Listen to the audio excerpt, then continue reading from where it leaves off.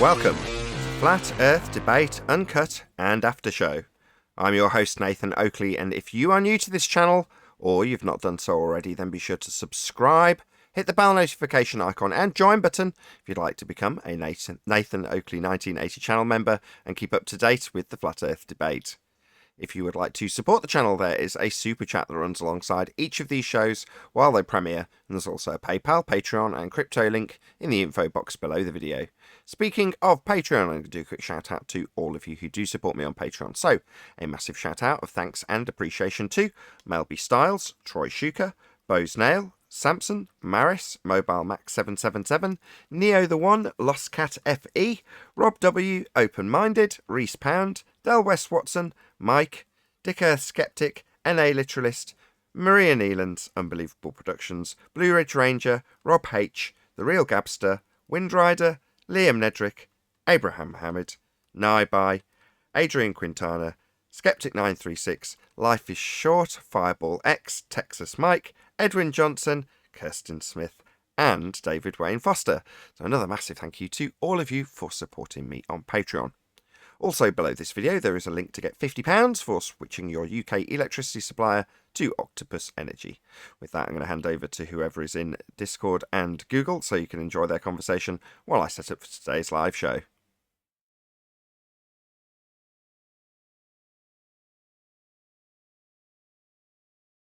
Broke my mic. You broke your mic. Yeah, well I broke the suspension mounting for the mic. Well, you could borrow one of the springs on the gravity molecule.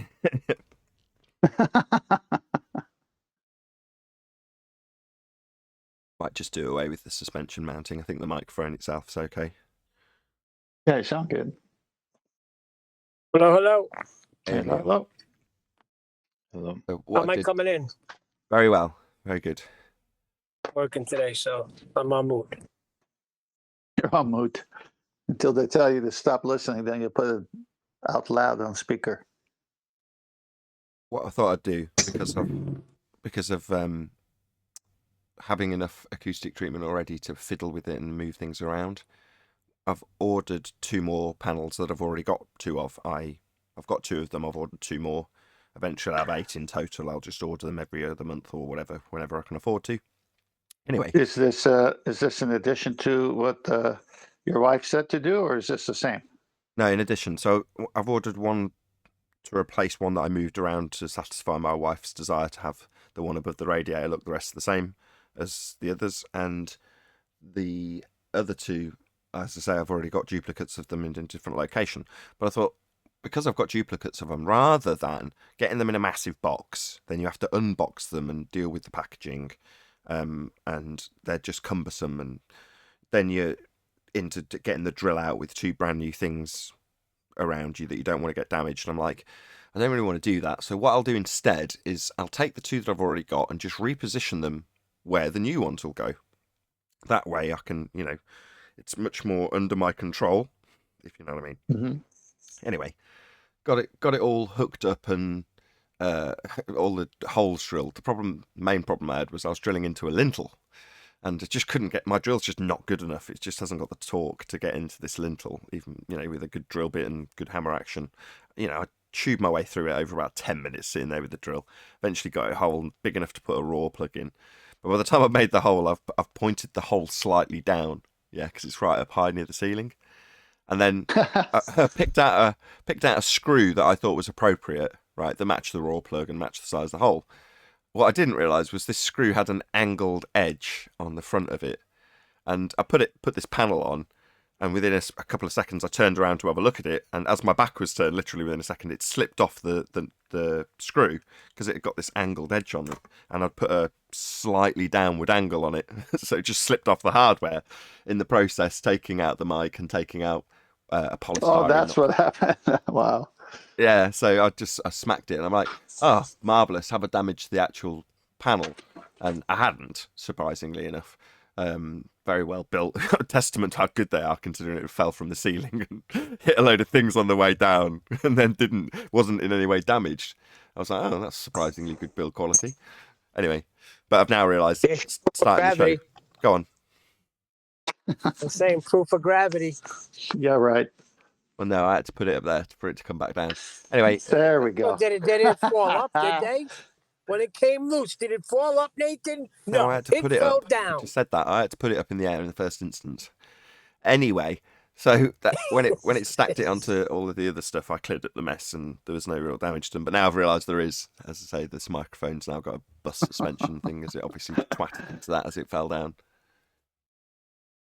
But that's what they would say. They'd say, "Well, why didn't it fall up, Nathan? It fell down," and they No, ignore it fell the whole down thing because about it fell down because Nathan screwed up.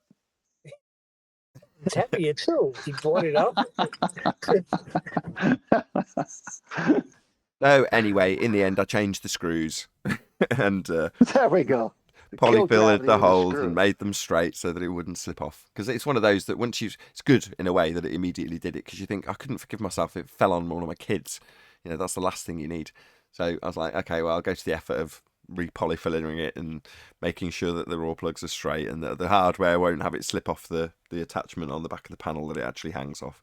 And now it's very, very secure, right above my head, I might add. So having said that now, if it does fall off, it'll be very amusing if it happens when I'm doing an intro. I was just going to say that would be it better be solid now. Yeah, it's not going to fall down. I've hung off it, you know. I've pulled on the panel while it's attached to the screws, mounted, and it's not going anywhere. But that's what you want, because as soon as I put it back up without changing the screws and just getting it onto the hardware and getting it like balanced on the hardware, you're like, but what if it slips off? You know. So yeah, it's all good now. Oh, that's good. So I thought you didn't have any more space on your walls, but you found enough for two more by exchanging it, right? Well, no, it's only temporary. So when the new ones come, they'll just go back where the old ones were. But I picked that particular spot because there's the least stuff in here. Obviously, the more I buy, the more stuff there is in here. Therefore, there's the least space, the more I buy, if that makes sense. So I thought, while there's the most space for these particular points, I'll do the most difficult one first, i.e. the one that's got to be drilled into a lintel. Sure. So that was my logic. See, what I thought, what I thought was you took the old one and put it in the place of the two you brought to this place. Yeah, I've got two on order that are identical to two I've got. So where the two that are on order are going to go, I've just taken the ones I've already got and put them there. So when the two new ones come, I'll just put the old ones that are now gaps back where they were. So what are you doing with the one that was there that you're not going to be used anymore? There wasn't one there. It's in an empty space. It's in a ceiling corner above the existing Hang on, panel. I'm all confused now. Yeah, you're not paying attention, 10th man. Hang on, I distinctly heard that you had something there, but it didn't match, and your wife said take it down. What'd you do with that one? That's the third. That's a different panel. So the panel right next to where I sit was a homemade panel. So when I first started doing this, I bought all sorts of different panels at varying prices and qualities and made one to see which one would, what would be the best way to go forward if I was going to spend a lot of money, which on your was. So do you do it DIY? Do you buy it all in foam that's cheap as chips? Do you buy cheaper panels that are okay? Do you buy really expensive panels? Do you get an acoustician in and get him to do the room? Do you get a design from them, pay for that, and then do it all yourself with drills and so on? You've got to pick which method you're going to do. So that's why I picked all the different stuff, the first round of stuff that I bought. And one of them, like I say, was a homemade panel that sat right next to me where I do the show from. So where is that one now?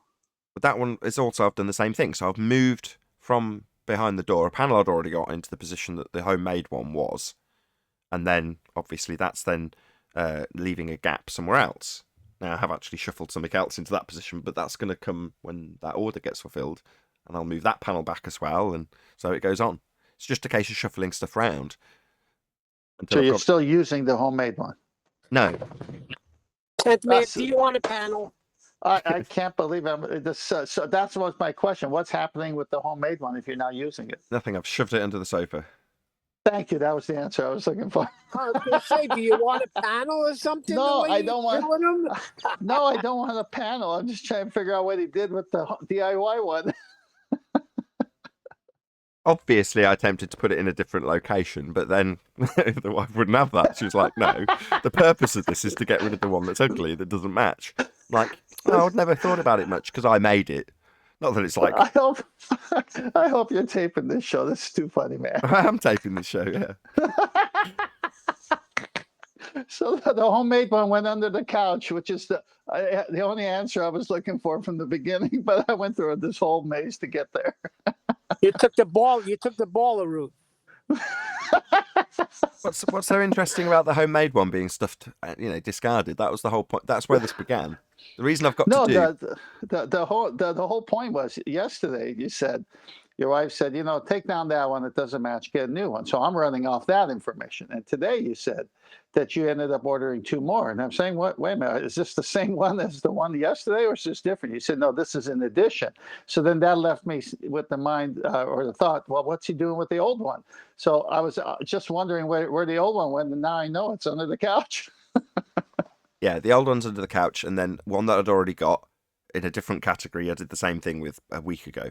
So I just put next to me a panel from somewhere else in the room, right where the old homemade one was, and I've ordered a replacement for the gap. You'll never know probably, but maybe putting that under the couch on the floor, that might also help the sound as well. Maybe a little bit. I doubt it. Oh, that's funny, man. That's a good back and forth there. Do you remember me mentioning that Neil criticised me and said you didn't bring a guy up on his flat Earth misapprehensions, and he's a hi-fi guy. And I was like, yes. I don't want to do that. However, when it becomes him saying you're a flat earther if you don't believe my nonsense in cables, that was close enough for me to get halfway through editing the video, and then I still stopped. And then the most recent edition, because he's done like more videos on smoke and mirrors cables than pretty much any other subject he's done. Like normally he'll do a crossover for a particular manufacturer of speaker and then move on to the next in the next video. With this, he's gone on, endless videos about his bloody wire that he's trying to punt, which is fine, until you say 3 things in combination, which is that, number 1, if you don't believe me, you're a flat earther, number 2, and number 3, this is science. Have a listen, it's science. And then talking about how measurements won't necessarily be scientific and they're not measuring the right thing. It's like, measurements aren't science.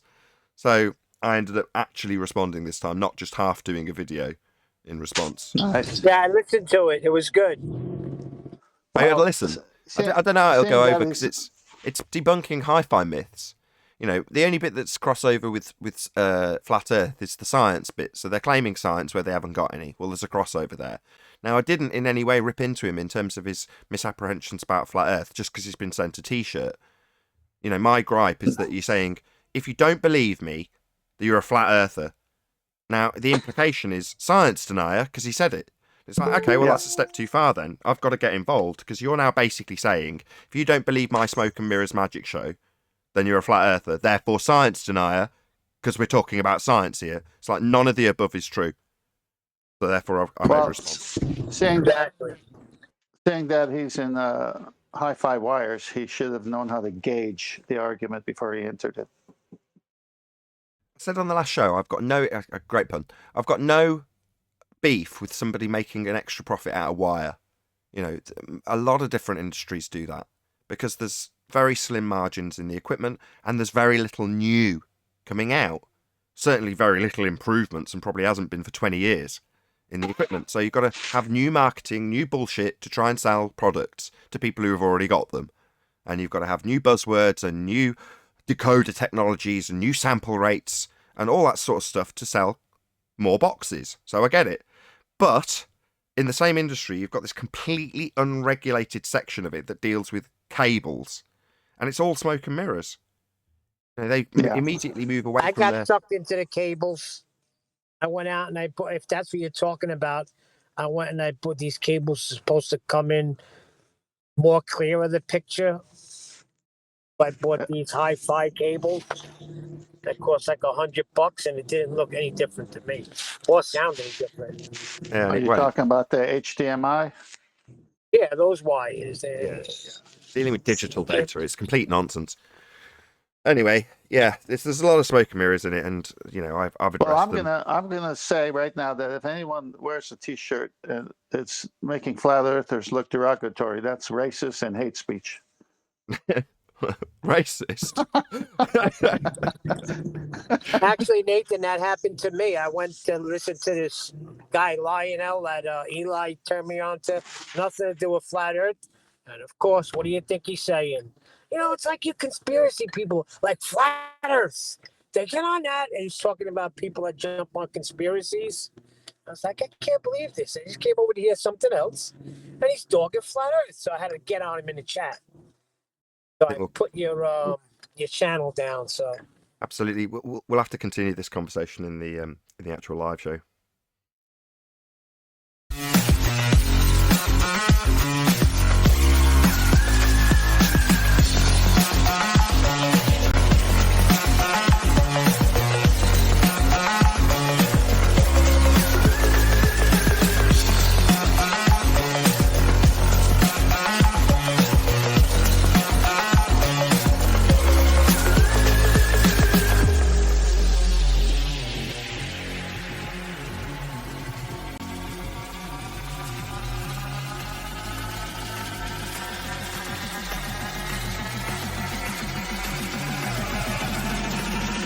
Welcome to Flat Earth Debate Live.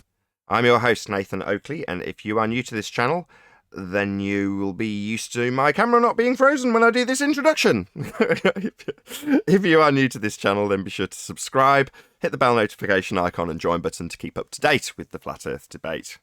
That's completely thrown me off. I'm just going to go straight into introducing the panel. My camera froze and that just completely threw me off my intro. We are joined by 10th Man, Neil, Adam and a whole bunch of people in Discord. So welcome one and all. Afternoon, guys. how are you? Check out any other debate for the full intro, e-begging, sponsorships, nonsense, all that. Any other video but this one. It's going to be one of those shows. Unflappable on that by now, Nathan. It completely threw me. You have a look out the corner of your eye and you know if things are working. I glance out the corner of my eye, I'm like, is this worth looking at? Because you don't want to look away from the camera. As soon as I looked away from the camera, I'm like, oh, right, well, obviously something's wrong there then. Well, not to worry. It is a public chant today, so you can actually join in the public discourse, or whatever you want to call it, the live stream chat feed. If you're a non-member, you can actually chat today. So enjoy the live chant. I want to continue the conversation. Maybe we'll do housekeeping. Let's turn off these studio lights. I don't need those anymore. The conversation that was going on in the pre-show was about Flat Earth. I'm going to use this word intentionally, infecting other subjects that you wouldn't necessarily associate with Flat Earth. And I've discussed it so many times now on other shows where I'll come across a subject that I think is interesting and as escapism, if you want to call it that, because it's work. This is my job. I'm not going to beat around the bush when it comes to describing what I do for a living. This is it. YouTubing, Flat Earth, that's what I do. So when you do YouTubing in the respect that most people do YouTubing, which is watch a video, you don't necessarily want it to be anything to do with Flat Earth. You just want to watch a video about cars. And then you come across Engineering Explained, doing a video on Flat Earth. Or you want to watch a video about horror, and then you find 32's doing a video about Flat Earth. Or you want to watch a video about hi-fi, and you come across GR Research wearing a Flat Earth t-shirt telling you that you're a Flat Earther if you don't believe his smoke and mirrors snake oil stories about cabling. So you end up with this subject making its way into the list goes on and on and on. That was just 3 examples. There are plenty more examples that I could give you of subjects that I've come across that aren't anything to do with the subject, that suddenly they're for whatever reason discussing Flat Earth. And Neil, just before we went into the live show intro that failed miserably, was telling us of his experience of exactly the same thing. I don't know if you want to carry on that so we can keep the conversation flow going, Neil. Yeah, I was just saying that this guy, he just brought up Flat Earth and how people get into conspiracies, and they just, no matter what, you show them the science and they still don't believe it. So I was like, this guy's unreal. So I started chatting, I started saying, well, Earth is flat. Why don't you look into it? And then I just plugged your channel. I said, pop on for debate anytime. You'll find you have no science. That was it. What surprised me in one of the comments of that, the most recent video I've released by GR Research, was one of his commenters specifically noted that he didn't say he was a flat earther. He said, you have no idea how many people who watch your videos are flat earthers. and are interested in crossovers or whatever. I can't remember exactly. I'm paraphrasing very badly. I can't remember exactly how the commenter phrased it. But the commenter was basically saying, look, a lot of your audience are flat earthers, you realise.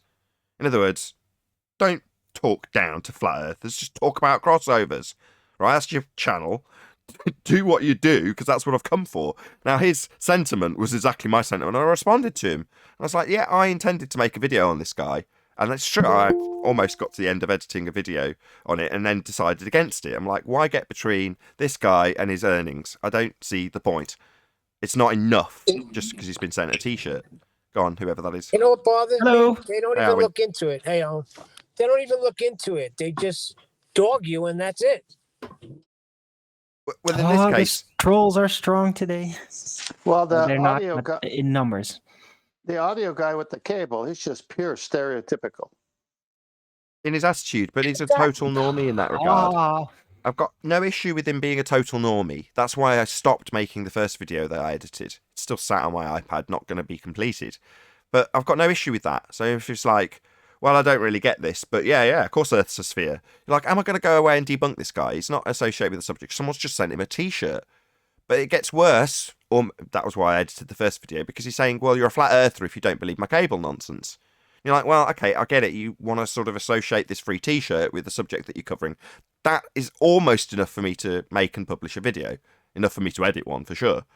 But then when it goes, all of the above, plus science, and then claiming science when you're talking about listening tests, and then if you don't believe my anecdotal evidence of a listening test being better, you're a flat earther. It's like, well, that's just a step too far now. I've got to respond.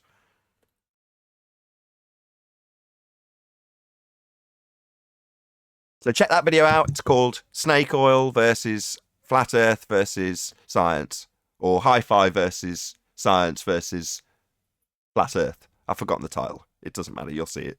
It's got a guy wearing Earth Isn't Flat, we checked, on his t-shirt. in a way, it's kind of funny, though, that the liars in all fields are basically giving us free advertisement. They're basically saying, oh, we're trying to cover up our nonsense and lies. It's getting kind of obvious. Oh, flat earther. So everybody's going to just associate it white. So flat earthers are against these liars. Okay. He wasn't. Yeah. He wasn't. Well, I'd not see. I just saw your premiere earlier, Nate, but he kind of wasn't really addressing. It didn't strike me he was addressing flat Earth as such. He was more using it in a Barack Obama kind of ad hom sense in related to the other people, and then that was. Or has he got a bit more history with flat Earth? Has he? No, he hasn't. That's as much as it goes. And like I said, I wouldn't necessarily react, or almost did, to that if that was all it was. Because you're like, yeah, you're just using it as an ad hom. Exactly correct, Adam. So is that enough for me to start debunking him on a flat Earth basis? No. But when you're like, here's my smoke and mirrors snake oil, here's my power conditioner. Now, for anybody who's like, well, so what? It's like, no. If you've got a correctly designed amplifier, no power conditioner is going to make a slightest bit of difference to it. It's absolutely preposterous. So, yeah, you can argue to a certain degree that speaker cables can make a difference. If you get them wrong, you can make it worse. So, yeah, you can just about make that argument. When it gets up to thousands of pounds for speaker cables, it's just nonsense. The same with power conditioners, but there is no benefit whatsoever. You could get the gauge wrong slightly and not have enough current go through it and it get hot. But that's about it. If you've got enough copper in there, there's enough wire, that's all you need. The amplifier should be capable of dealing with any interference that comes down the mains. If it's not, it's a shit amplifier. So to propose that you need power conditioners is the most absurd nonsense you could have in terms of a claim for improving audio fidelity, which is very much measurable. And this is the point. Measuring things is not science. Now, a lot of these clowns out there that punt smoke and mirrors will claim science. And they're actually doing something, measuring, and presenting their data, which is great. It's just not science. Again, not enough for me to get involved and call foul. It's vernacular that is part of the general world's vernacular. They all use this magic trick when they're doing maths and claim science. Now you go, okay, fine. You know, it doesn't frustrate me to the point where I need to address them in a flat earth manner. But as I say, when it gets to a list of, I'm talking science, this is me talking on behalf third person for GR research, he's talking about science, and then talking about your denial of science being making you a flat earther. You know, at that point, that's the trifecta that gets you a response from a flat earther. And in this instance, he's not worthy of attack on flat earth level, but I know every little detail there is to know about his bullshit when it comes to mains conditioning cables. Utter horseshit. So it's like, fine, you know, you want to keep making videos and addressing flat earthers who don't believe your nonsense, then you're going to get a response that actually calls out your nonsense in hi-fi terms. Yeah, that reminds me of the saying, don't throw rocks if you live in glass houses. Yeah, if you're gonna go around punting your smoke and mirrors, to a degree I'll be sympathetic. It's like, yeah, you got to make a profit, right? And I get it. People need wire to up their margins. I get it. You got to make a living. So yeah, it's smoke and mirrors. But on the other hand, I've done it too. I was in the industry. I totally get it. So that gets a pass. Yeah, you could debunk it. Yeah, you could present measurements. Yeah, you could show it's all nonsense. But that's part of the industry. Why take away a man's meal when you don't need to? But moving that into the realms of you're an idiot if you don't believe me and you're a flat earther therefore, oh god, that's too far. Or is it? Well, it is when they start saying that what they've got is science. It's like, no, right, that's it now. Science, you're a flat earther if you don't believe me and you're not presenting any. Sod that. No, it happens to all of us. It's happened to me on several occasions where the topic will come up and this is the way it comes out of the other person's mouth. Don't tell me you're a flat earther. I mean, that's already derogatory by the tonality and the way they say it. So it's a perfect opportunity to throw back and have a nice conversation. Oh, what do you know about it? You know, or why do you say it in that tone? I mean, it is derogatory when they do it. So it's like, okay, you just opened up yourself for a nice debate because happen to be a little bit knowledgeable here. Just tell them until they give you some type of measured curvature, you're a flat earther as well. So, haha. Yeah, you're a curvature without curvature. The art of curve without curving. So for anybody who's just joining us, level is curved now, right? For anybody who's just joining us, the subject at hand is flat Earth seeping into other non-flat Earth subjects on YouTube, and how you'll be watching as a flat earther a video, and then suddenly the subject will come up from a car YouTuber. You'll be watching a video about Top Gear style shoot-offs with second-hand cars, and then they're talking about how flat earthers think and feel. And you're like, what the hell is this? Yeah, it's filtering into all kinds of areas because they need to let people know through these little jibes that take at us that we're dumb people. We don't know what we're talking about. We're not into science. And it's all the pseudoscience people making up all this stuff, saying this about us. They don't even know what science is. They're denying science now. Exactly. People who would claim we're deniers it's just getting chocolate. It's getting bigger and bigger. I was about to say, the people who claim we're deniers of science are the first people that will claim science where they aren't actually using the scientific method. It isn't science. But they'll be the first to claim it and then look down their nose at flat earthers. In this instance, us, where we actually do apply science to the claims that are being made about a sphere Earth. And what do we find? They're completely bogus. Yeah. Hey everyone. Hey Nathan. Or they'll use, or while saying that, they'll wear a T-shirt that says "Not flat, we checked" from NASA. Right. Which is the complete antithesis. Sorry, I said that one wrong. From the truth. NASA didn't check from a sky vacuum because it doesn't exist. When NASA did check, they very clearly state that it's flat and stationary. They're talking about their aircraft. Exactly. And how it flies. Exactly. If you had more than 25 seconds in the argument, you'd appreciate from us that the claims from NASA are all automatically debunked by the second law of thermodynamics. The sky is not a vacuum. If it was, the air we're breathing would expand in all directions to fill it, and we'd all be dead. Therefore, the sky is not a vacuum in violation of natural law. There is no trips to take pictures of the Earth from space. They have not checked anything. They've lied through their back teeth about an area that doesn't exist. that they claim to take pictures from, and they claim to travel to different rocks that are actually lights in the sky through. Well, if they can travel through the sky vacuum, the air that's expanding at high speeds can also expand into that area, and that's what gas does. We'd never develop pressure, we'd all be dead. Life would never have existed if the sky was a vacuum. We'd never develop pressure. Therefore, the sky vacuum's fake. Outer space is fake. Right. Did you say they had a T-shirt that said NASA's checked? So somebody sent him a T-shirt, and this is where this began several weeks ago. And he opens up the T-shirt and says, look, I don't really understand any of this. Someone sent me a T-shirt that says, Earth's not flat, we checked. And it's got it in a style of... Go on. Wouldn't that then be an apparel to authority fallacy? Yes, I suppose it was. It's not him that's checking. We checked. Who's we? The authorities. Apparel to authority. I like that. Thank you. Thank you, Chocolate. I was waiting for 10th, but no one else got it. Missed that. I missed that. Sorry. I missed it too. Go. Over here, guys. Well, Chocolate doesn't miss anything. Just so people are clear. Flatzoid said it best, is what you said. If Earth is closed, we can't go out. If it's open, we're all dead. Exactly. They're either lying about travelling out to the second law of thermodynamics violation sky vacuum, in which case every single claim that they make is fake, or we're in a contained system.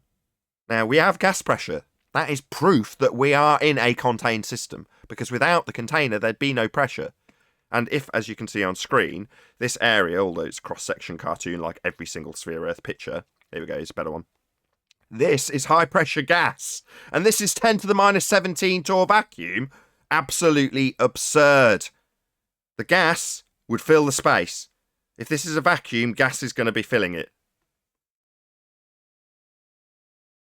The space is fake. They haven't checked anything. Indeed. Just lied.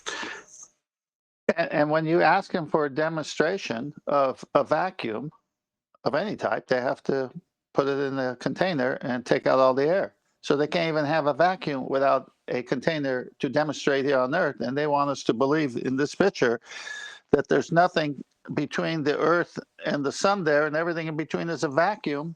And somehow magically the air hangs around the Earth.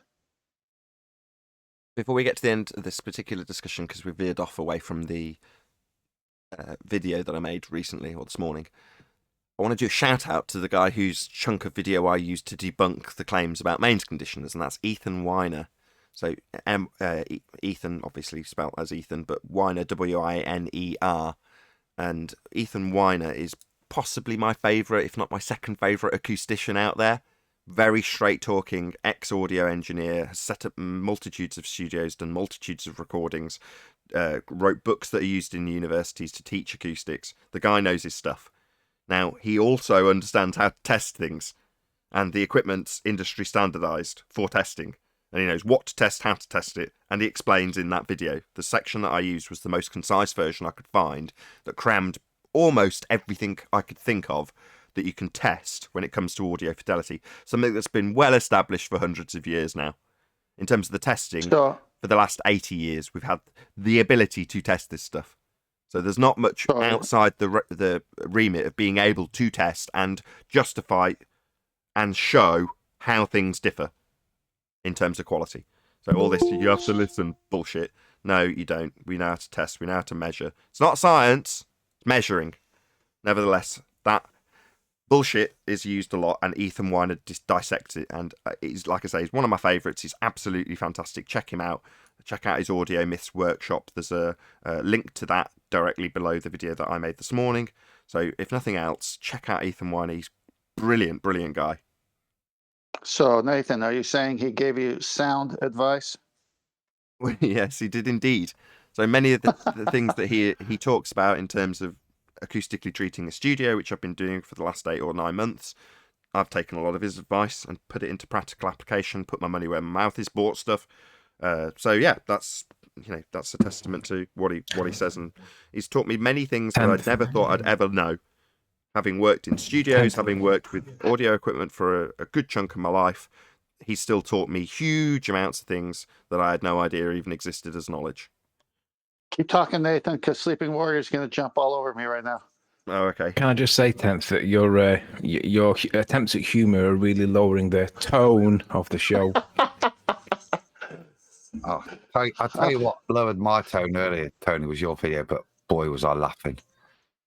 Yeah.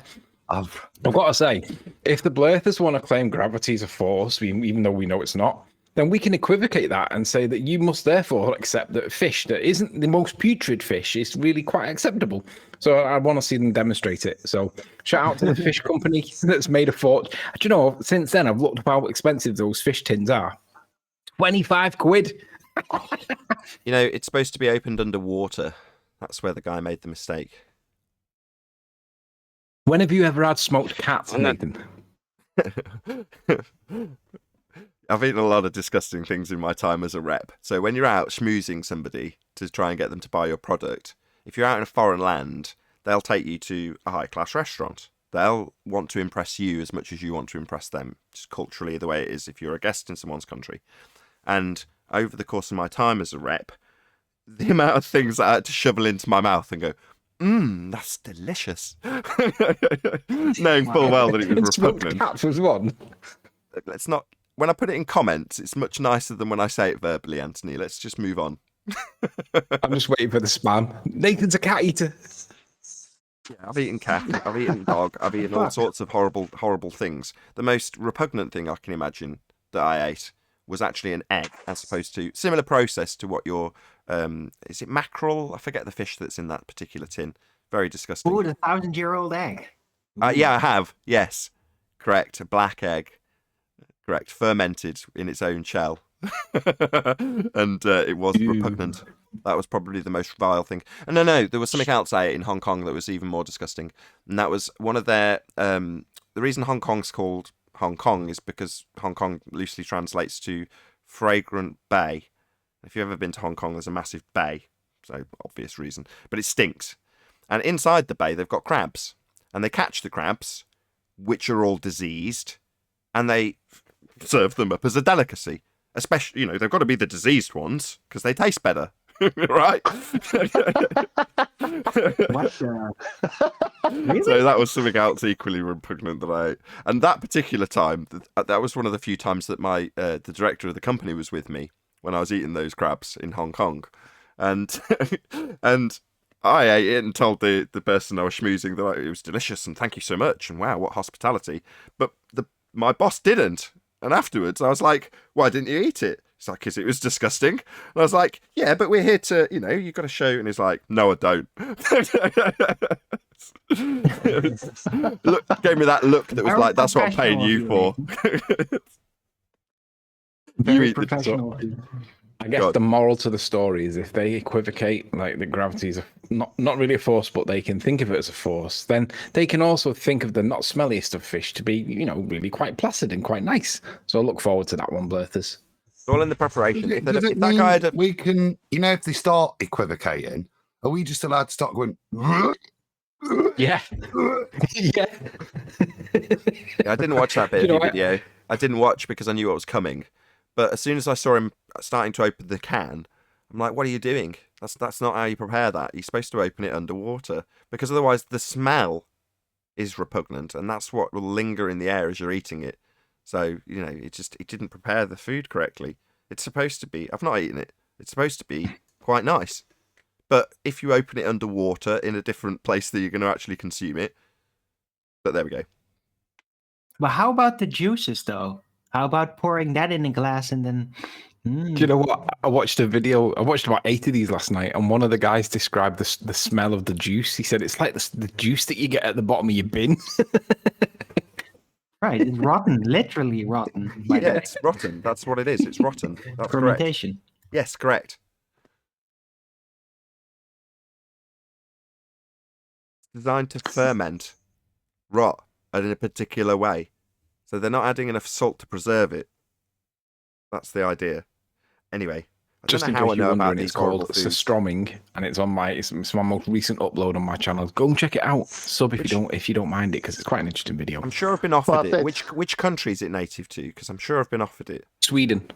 Yeah, I've been in Sweden. Sweden. I'm pretty sure I've been offered it, but declined. So but that's probably why I know how it's supposed to be prepared, because it was probably sold or pitched to me at some point. You know what I mean? It's like, no, I think I'm going to pass on this one. well, if all they had to do was add salt, then that might have accelerated the process, Anthony. Boom, boom.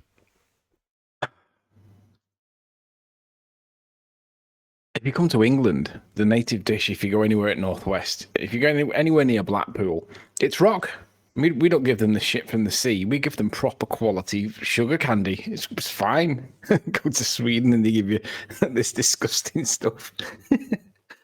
Right, I heard in Iceland they got fish lollies. Got a super chat from Godzilla37. It says, "A force is a force, of course, unless it's a horse that you can still think of as a force." Thank you very much for the super chat. If gravity's not a force, but you can think of it as a force, that essentially means that anything can be anything if you just think of it as anything. So that means that I've not been vaccinated, but you can think that I have. So I don't need to wear any masks. I can go anywhere I want. I can breathe all over you because you think that I've been vaccinated. No, you can't. Don't do that to me. Ever. I won't. I can breathe all over you. Can you imagine being breathed all over with somebody that's just recently consumed Surströmming? They would think that you've got an allergy. Well, I think if you would eat Surströmming and then breathe all over them, I think you would be rushed to the hospital because they think you'd probably be rotting inside. I think they'd be rushed to hospital as well. Maybe. Did you notice the can? When he pulled out the can, because it's obviously expanded within the container, the can itself was bulging. Did you notice? Yeah. That's the gas expanding inside the container. So even Surströmming needs a container.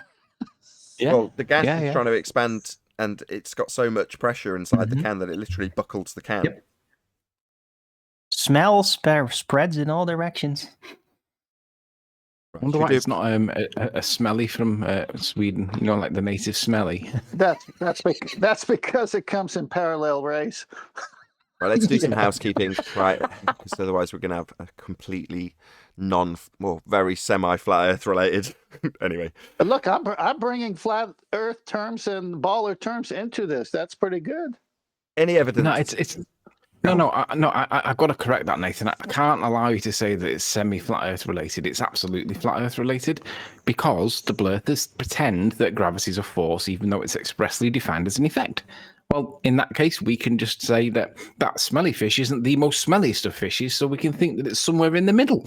Would you like your fish on a plate, or would you like it straight out of the tin, blurther? But they can think of gravity whatever they want because they have their own gravity.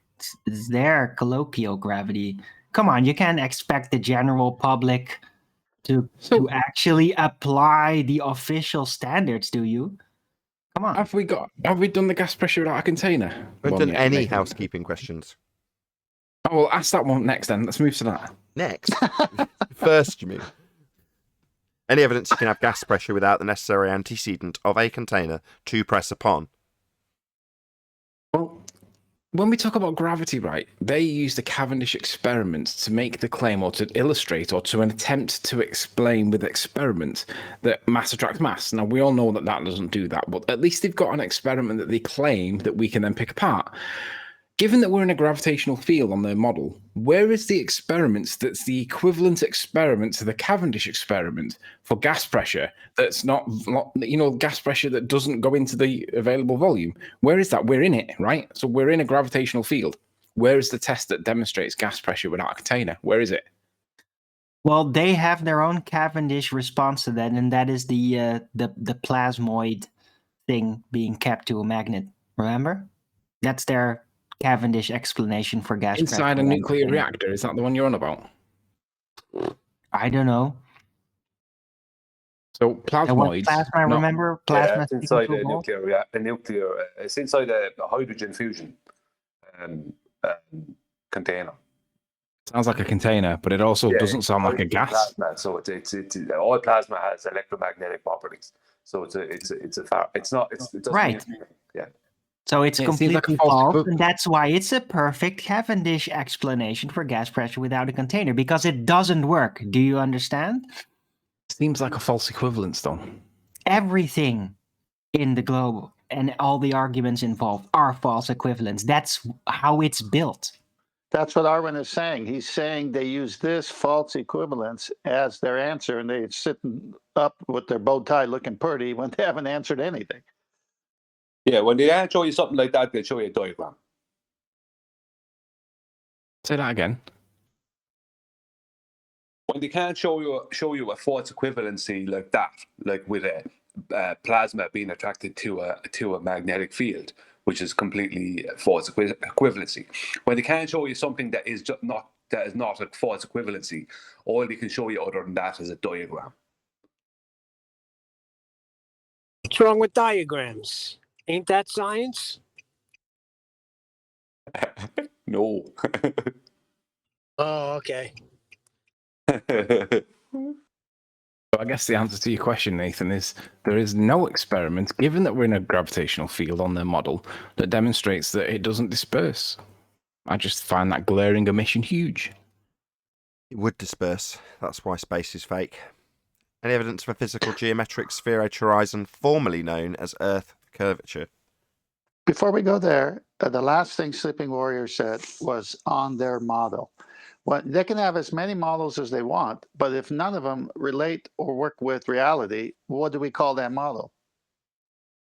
Pseudoscience. Yeah. The model formerly known as scientific. What about the horizon formerly known as Earth curvature? We only have one horizon, and the horizon in their globe Earth geometric model is physical. But we've only got one, and it's non-physical. So, any evidence of Earth curvature, formerly known as That's geometric not- horizon? Well, they still remember that argument and accept it, even though they can't use it anymore. We wouldn't expect to see it, is what they say now, but they used to say it blocks the bottoms of boats and buildings when it was physical at one time. They still do. Well, then how could they say we wouldn't expect to see it? Because they're countering an actual argument against it at that point. So they're countering But then they themselves. just forget about it right after so they can reassert it. So how they're it works. countering them. So they're countering themselves then? Yes. Uh, Yes. For example, Tim Osman. Nobody claims the horizon is Earth curve when presented with the black swan.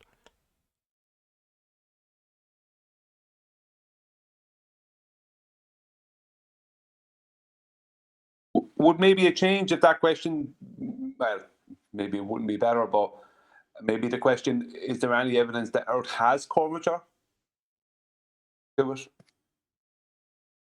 Because Well, same Earth question does, though. Earth does have curvature topography. Yes, we yeah, have but hills, maybe valleys. consistent curvature. I don't know. No, but maybe we're just talking give them a- curvature that's consistent with a sphere. So if you're going to have curvature consistent with a sphere, you got to have a radius. So that's going to tell you that at 1 foot elevation, looking at the ocean, which water finds its level, the curvature, the horizon where the curvature should start, can be no more than 1.22 miles at a 1 foot observer height. Once that got debunked, we no longer have a radius or live on a sphere. It's all been made up. Precisely. Any evidence of axial rotation of the Earth-based variety? Not of the Earth-based variety. They just assume that they're looking south when they look at the southern rotation point. They don't demonstrate that it is south relative to all observers at the same time. They just assume that it's south because it's the thing they're looking at and they denote that to be south. That's just assumption that it is south when in real world it isn't south, and they've got an adjustment for it called declination to explain away why it is that we don't actually look south. I find it astonishing that they ignore this. They also automatically assume that the south is antipodal on a spherical surface.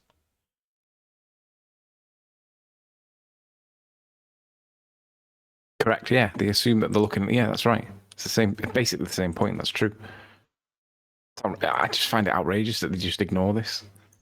Well, this is their whole point. They always have assumed it because they must make it work on a sphere. So they're always assuming a sphere. They're always assuming a radius, and then they do funny math to somehow show it to you. Right. But the funny math doesn't work out. Right. Globers are masters of presupposition. They know how to presuppose the Earth is a ball in the most elaborate fashion out there.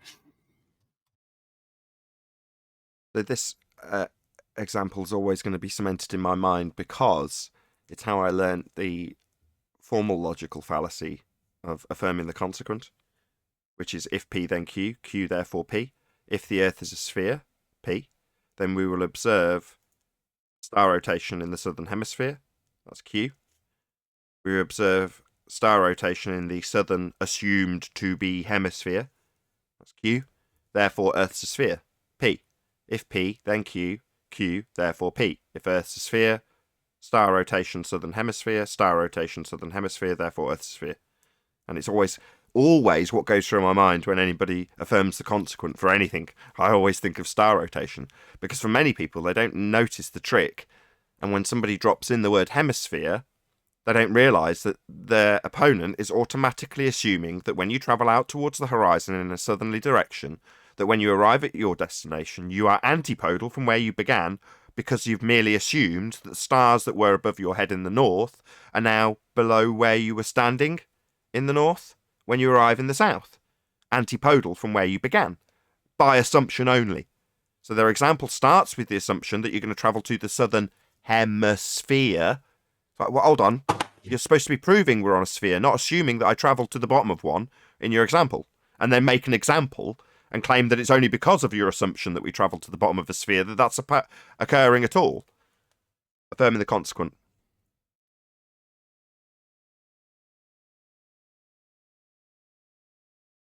Any evidence of a self-perpetuating molten iron core at the centre of a presupposed spherical Earth? Now, the deepest hole that we've got is the called a super deep borehole, where seismology made 4 predictions, all 4 of which turned out to be incorrect. And that's the most data that we've got. It's about 7 miles deep, roughly. That's it.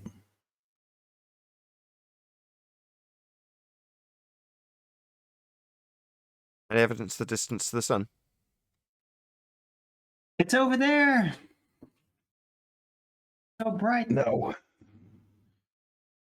Again, they assume that the Venus is the same size as Earth. They assume that the Earth is... Yeah. So it's all assumptions. We just assume that it's a ball, therefore it is a ball. We assume gravity is a force, then it is a force. What gravity? Any scientific evidence for the reification of gravity? See, when you realise that the lightest known material known to man as far as Google's concerned is the aerogel stuff, and there's one now called graphene aerogel. Shout out to Rachie with all the zeros for telling me about this. Graphene aerogel claims to be less dense than helium, but it doesn't rise. They say that they make an adjustment inside the composition of graphene aerogel that removes the air out of the product to make it essentially, on paper, lighter than helium. But in real world, it doesn't float, it still sinks. So when you realize that even objects that we can make that are supposed to be less dense than helium, they all fall, then that falling is falling for a reason, and it's because they're more dense than the medium that they're in. And we can prove it by giving the medium a bit of a wiggle. And if we manipulate that medium, it causes an object to accelerate. And therefore, it's now explained why we don't have gravity. Once you explain what the cause of the perception of gravity is, you don't need any science to explain this or to prove it. It's outside of science. It's now explained. So relative density is now kind of progressed from an explanation to a explanation. And that explanation now falls outside of scientific method, because now you are no longer ignorant. You know what the reason for why objects seem to accelerate on Earth. And it is because of that relationship between the matter and the medium it's in. Now you know that. We don't need to do any science on it.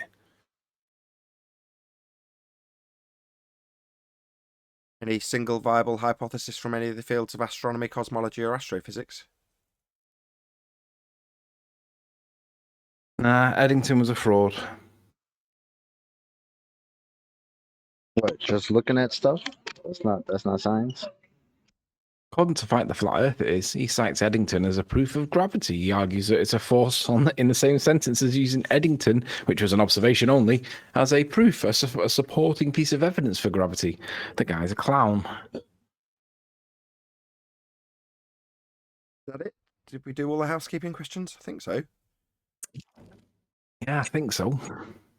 Anthony, did you say a minute ago that there is a type of aerogel that is claimed to be lighter than helium?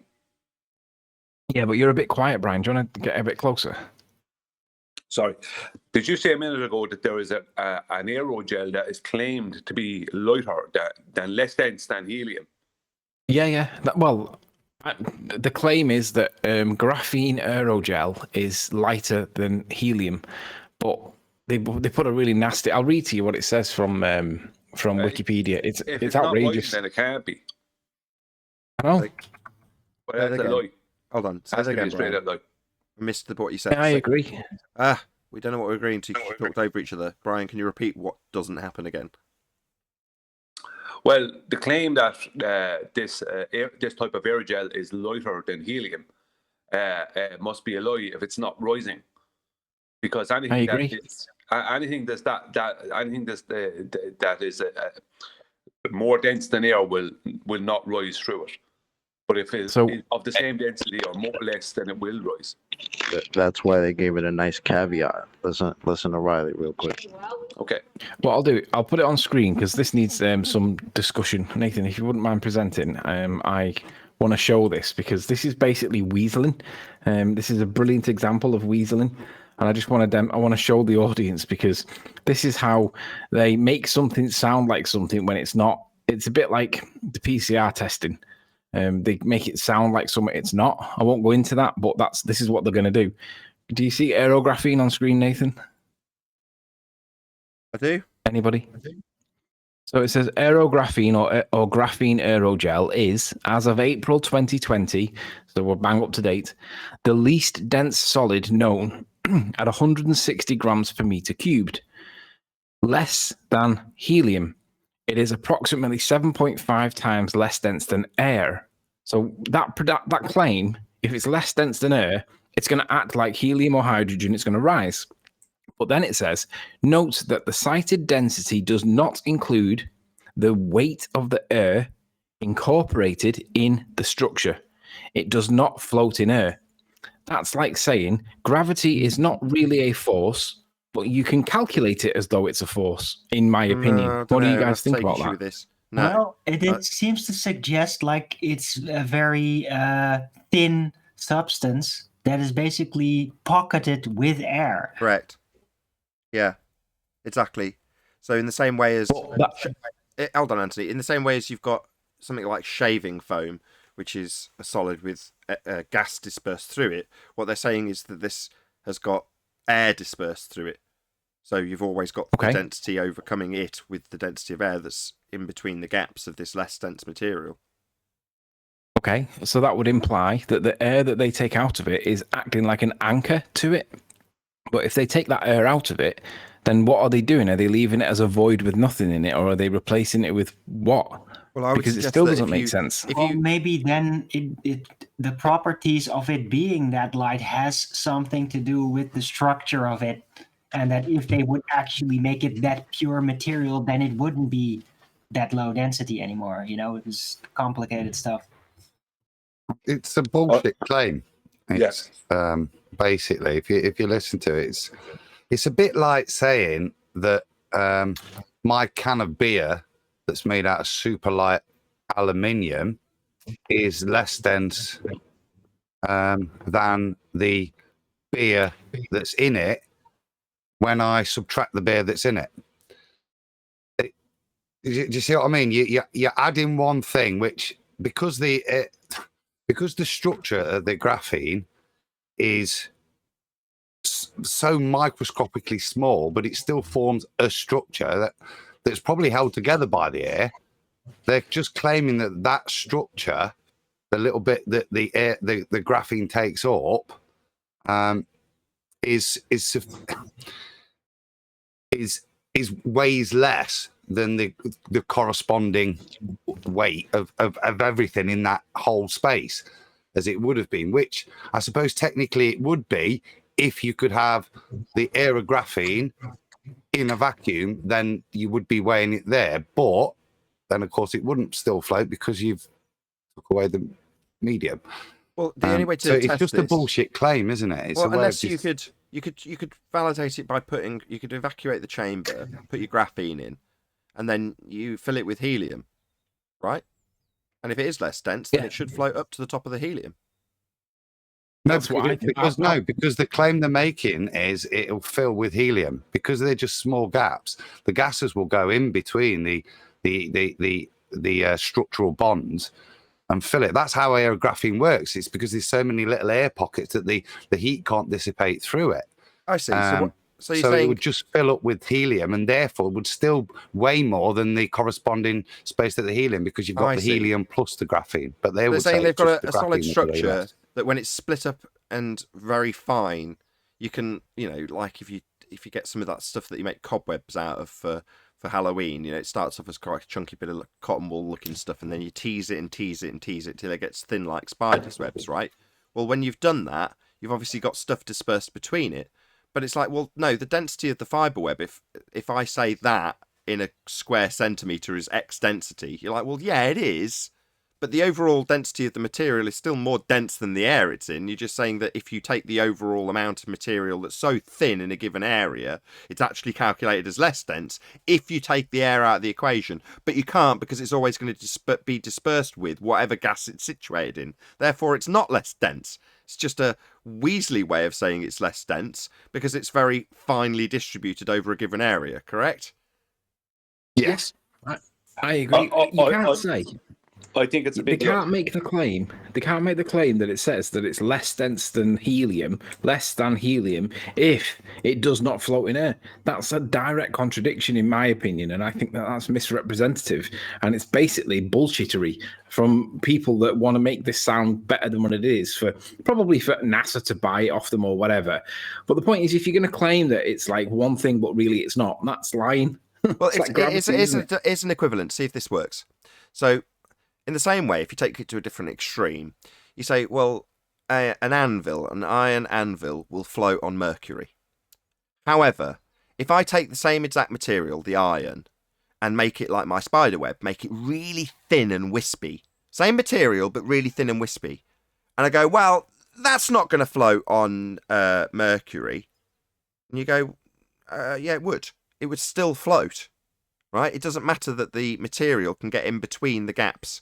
It would still float because it's a less dense material.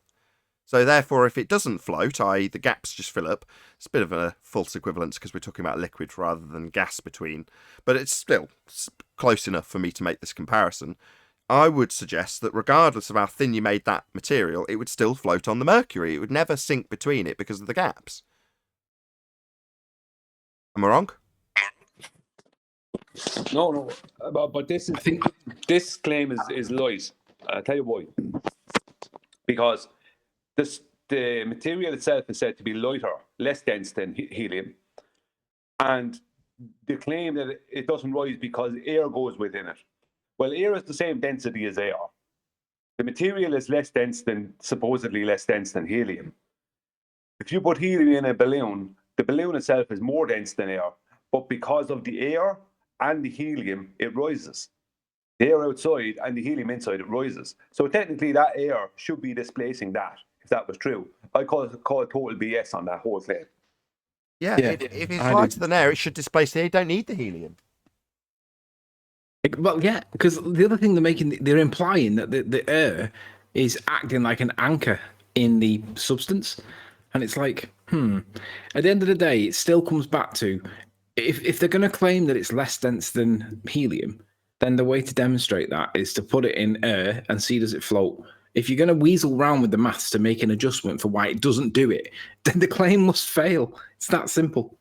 Right, now relate this to gas pressure without a container. Otherwise, this was pointless. Well, so gas pressure. No, it was to do with. Wasn't it to do with gravity? I don't know. You've got to loosely connect this to a claim that's actually made on the show, or to do with flat Earth or globe Earth now. Yeah, Yeah, it was to do with gravity. Once you realise that the least dense materials, that even are claimed to be less dense than helium, still go down because essentially they are not less dense than helium. But now that you know that, then it's no longer something that's needed in science because it's now explained. You don't need to explain. You don't need to prove something that's already explained. It's demonstrable. It's repeatable. But it's already explained. You now know that you don't need gravity. Well, this claim, I will take a shot at. This claim that this material is less dense than helium completely debunks the claim of gravity, because gravity is supposed to be bringing things down, but helium or anything that's like helium, helium, hydrogen, anything that's where helium is, let's say like in the balloon where it's gathered together, then their claim is that due to buoyancy, which is based on the gravity mass attracting mass equation, it's displaced up to it, right? So how come this is not being displaced? Due to their buoyancy, which is part of their mass attracting mass, even though that's completely out of date. You know what I'm saying? So this claim of this thing doing what it is and doing what it does, it is a debunking of the claims of their own model. Or the mainstream model, sorry. I see. I get it. I think, Nate, the only thing in terms of density is, I would say, is the aerographene set up in a structure.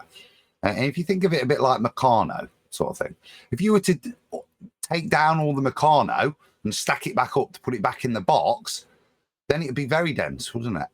Right. When it's in that structure, a lot denser. Right. Exactly. So if you take each connecting part of this graphene or whatever it is, you'd say, well, you just take one strand and calculate the density based on the area that it's in for that one strand, and you probably find that it's actually quite dense. Yeah. Right. Yeah, that's exactly as I understood it, Adam. Excellent stuff. Meanwhile, gravity itself is currently described as the bending of a conceptual medium based on the uneven distribution of mass mathematically. So nothing to do with any forces pushing things up or down. Everything to do with conceptual mediums being bent. And you can't see a conceptual medium. We don't exist in a conceptual medium. A conceptual medium is merely something used to do maths. Nothing to do with reality. That's gravity currently.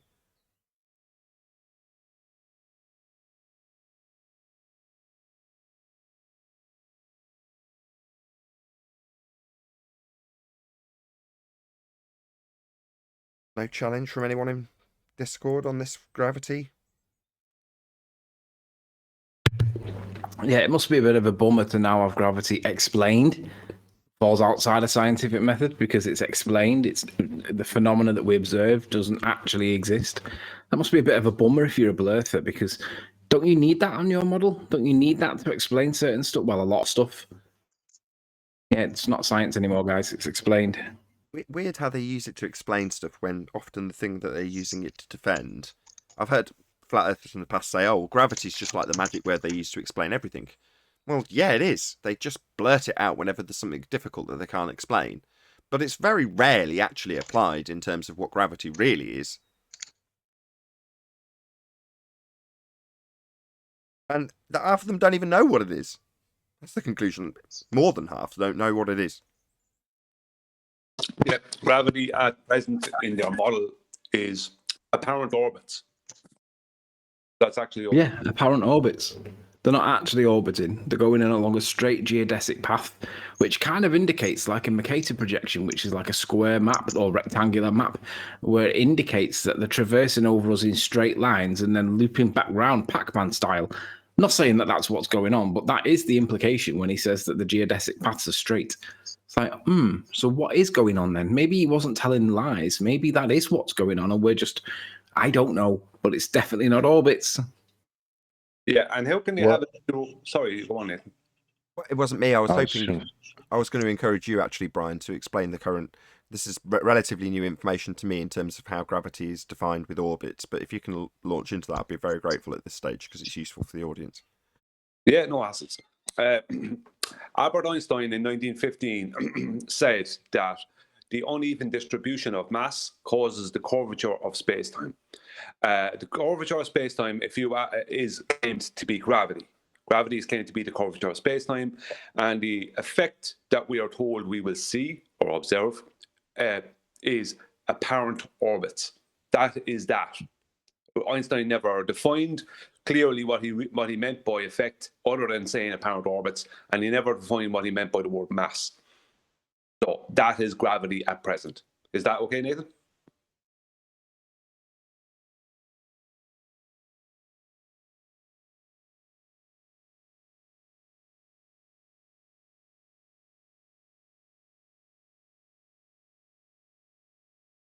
Nathan? Yes. Sorry, my mute button.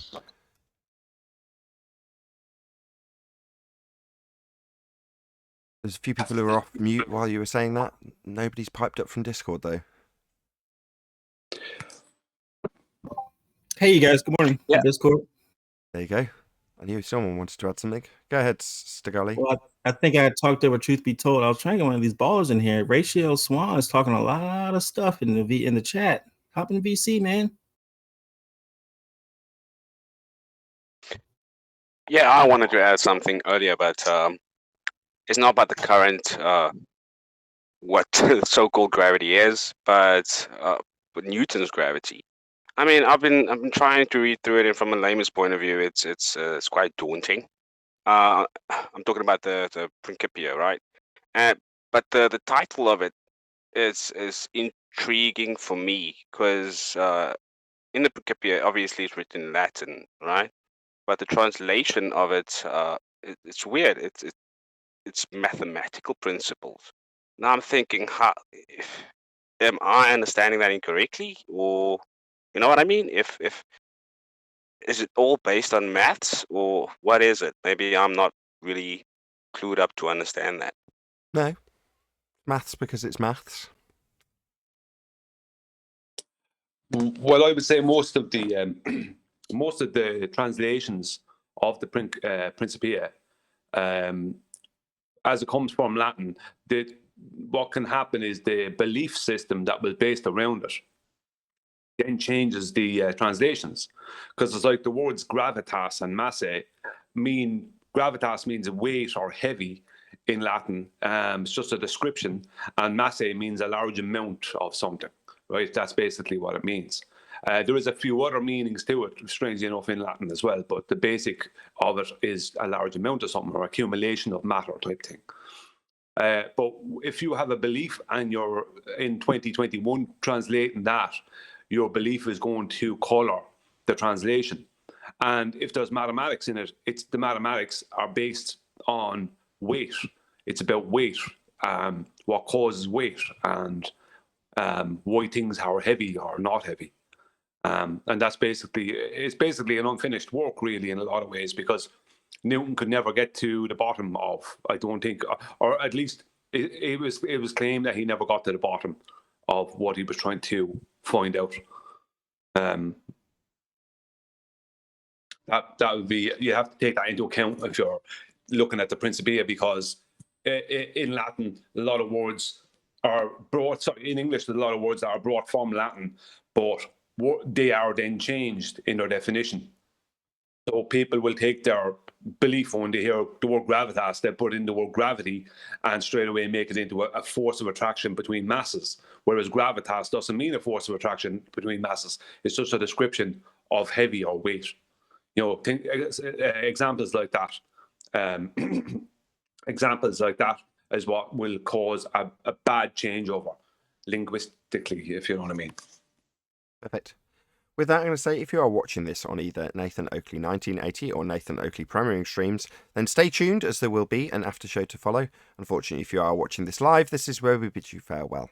So a huge, massive, enormous thank you to both Discord and G+ panels for making today's live show possible. Also, below this video, there is a link to get £50 for swapping your UK electricity supplier to Octopus Energy. Mad thanks to all of you who smashed the super chat, liked, commented, shared, subscribed, and all that good stuff. Once again, stay tuned if you're watching on either premiering stream. I've been Nathan Oakley, and I'll see you all in the next video.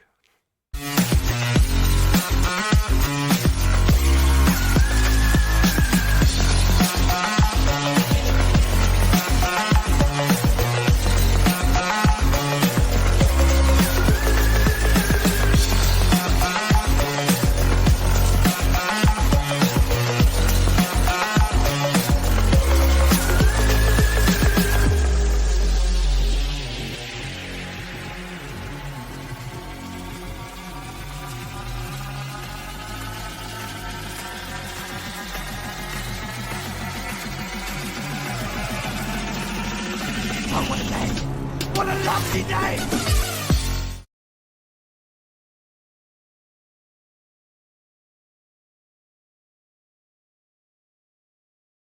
An hour to find parking. You believe this crap? You're in New York, man. Can't complain. That I'm question, going to parking lots. Get lots all over. the goalie was fishing and he had a bite. What was that? Sorry. Yeah. Ratio Swan says any formal scientific inquiry makes the physics of flat Earth completely arbitrary and inconsistent. Tell us all about it. Come off mute. That's the dumbest shit I've ever heard. Well, yeah, his side also said science doesn't prove things. Eli, that's why you used him as an intro. I know he's not. Hold on, say again, Eli. I know he's not. I know he's not, but I'm pretty sure he's probably talking about theoretical physics.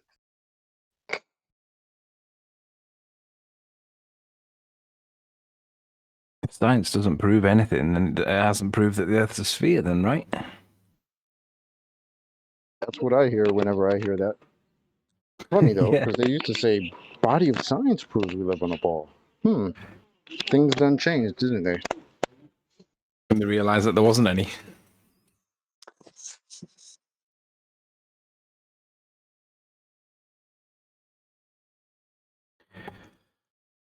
Come on, Yeah. ball Earth. No, Share they're your not. pain. They've been decreasing since January of last year because the black swan came and their arc, their curvature has been looking more like a straight line, and they're afraid to come on.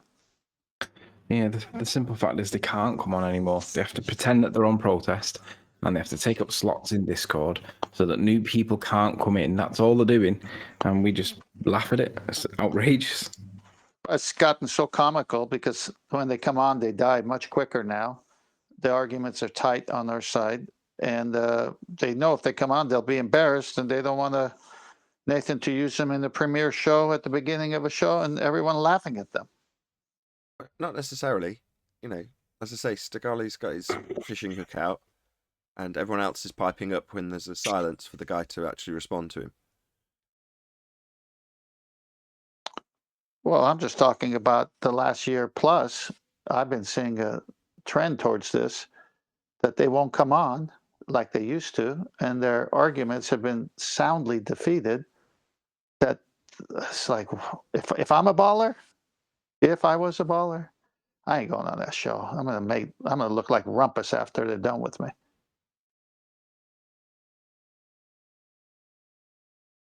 They can't really come on. They know. They just don't like it. Therefore, they have to keep away. Yep. Doesn't change the truth, though, does it? No, I like the show better without them. We get into subjects deeper and nicer, and it's G-rated. Everyone could hear it now. I'll have one last bash, Stigali. Yeah, I just want them to get out of the chat too. Like, don't talk all this stuff in the chat, and you can't come in and you're in voice chat. You just need to come off mute. But I see he's not even chatting anymore, so I totally scared him away, him or her. Mission Don't accomplished. moderate them, though. I blame the G Plus panel. They all piped up. He came off mute. I heard some cracklings. Yeah, he had a chance, I think, though, too. They gave him a chance. Last call. Black Swan. He Did you did want to? get. Did you want to address what Stigoli put to you? Now's your time. Hopefully, I'll keep everyone else off your back. Ratio Swan. That Ed. Ed Masto. He did That's get Ed thoroughly Masto. destroyed on Ladies' Night, you know. So maybe he's How did he get probably on? tired of the limelight. I noticed Gem Panda didn't do particularly well on Ladies' Night. Thanks to Brian, I got the link to find where he was. He was only in for about 5 minutes, and they basically kicked him out for trolling. I think that's how they perceived his interaction. So he kind of got drowned out, and I was like, well done, girls. I can pun with that easy. They go to ladies' night because they want to dress up their arguments and skirt the issue. Wow, double pun. He kind of got frozen out of the conversation. It was very interesting to see how they dealt with him. It's not his first time there, so. I'd say it's what he wants. He wants to get frozen out. So in the way he got it, so it makes it look like he got kind of kicked out without making these arguments. But that's because if he makes these arguments, it starts looking bad for him because they all get pummeled. Yes, they all want to plead the tactical foul so that they can make us into the villain. Yeah, we're supposed to be the bad guys. What argument? How could I be begging the question if I didn't ask a question? That one.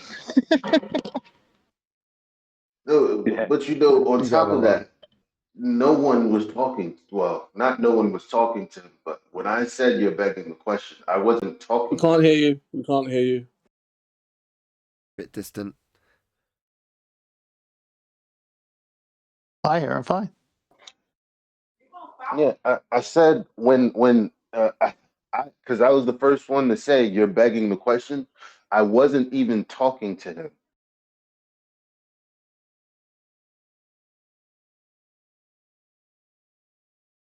Yeah, but when they hear these phrases, they know who's being referred to. Well, you're begging the question. That's gonna, in their mind, go, well, obviously they mean me, right?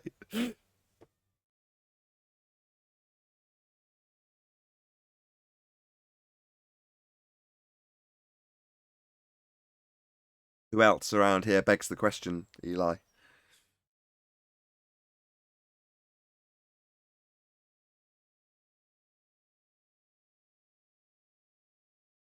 Where'd you go, Eli? Sorry, Nick, can't go on ask the question. No, I just said, where are you, Eli? Begs the question. I didn't ask a question. I'm sorry. You know, somebody said was that the day after on Saturday. Somebody said that. I said, you know, you begging the question. He was like, I didn't ask a question. It's like, what? Oh my God. It's spreading. Did somebody else say it? The very next day. Yep. Oh my God. Hopefully it'll catch on. I was in shock. I was like, did he really just say that? It's already misused. Societally, people will say, which begs the question, when they mean which raises the question of. So it's often misused anyway.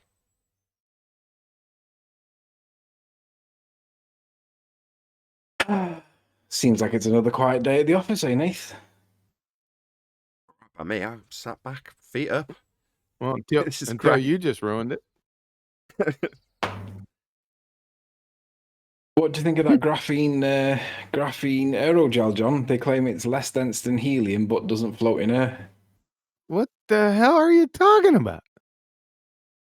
So you know aerogel, that light blue stuff, right? Aerogel, yeah, I've heard of it.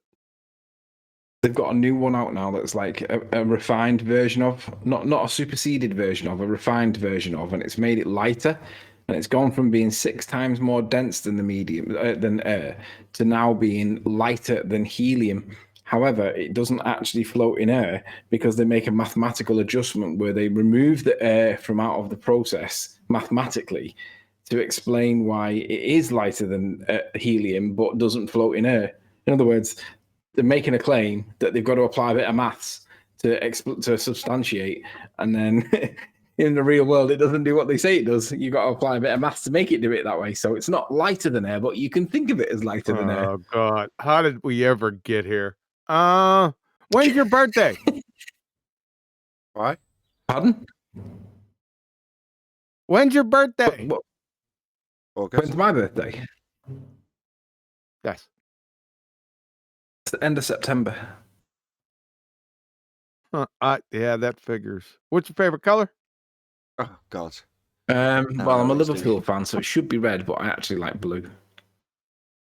You see how I could get you right off topic real easy?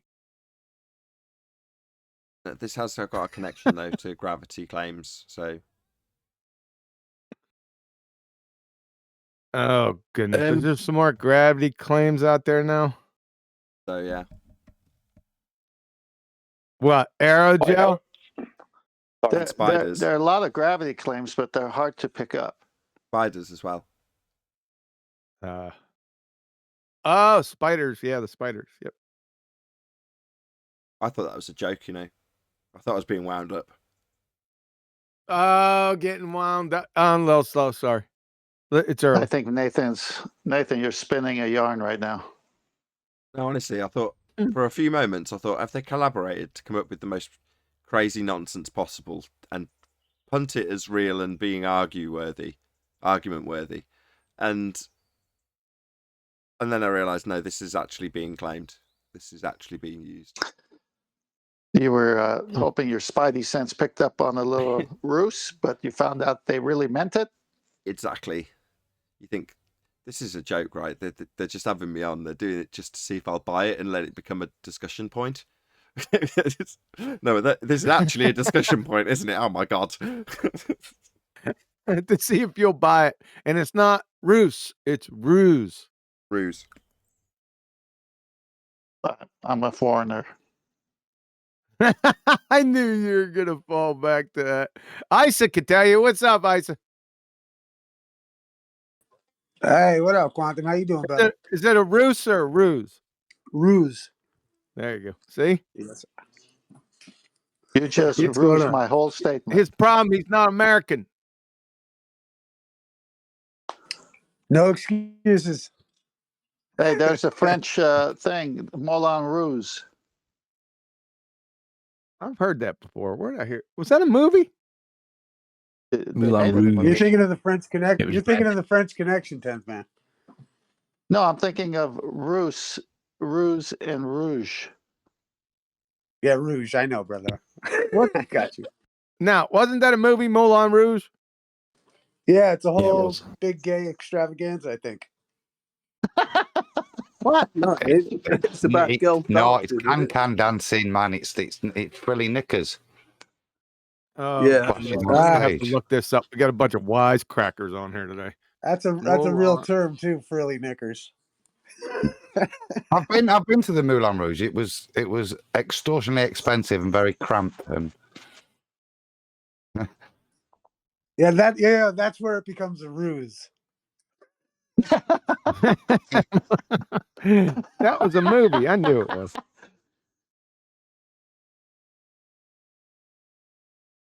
Well, let's just move All right, how you on guys to the doing, next man? question.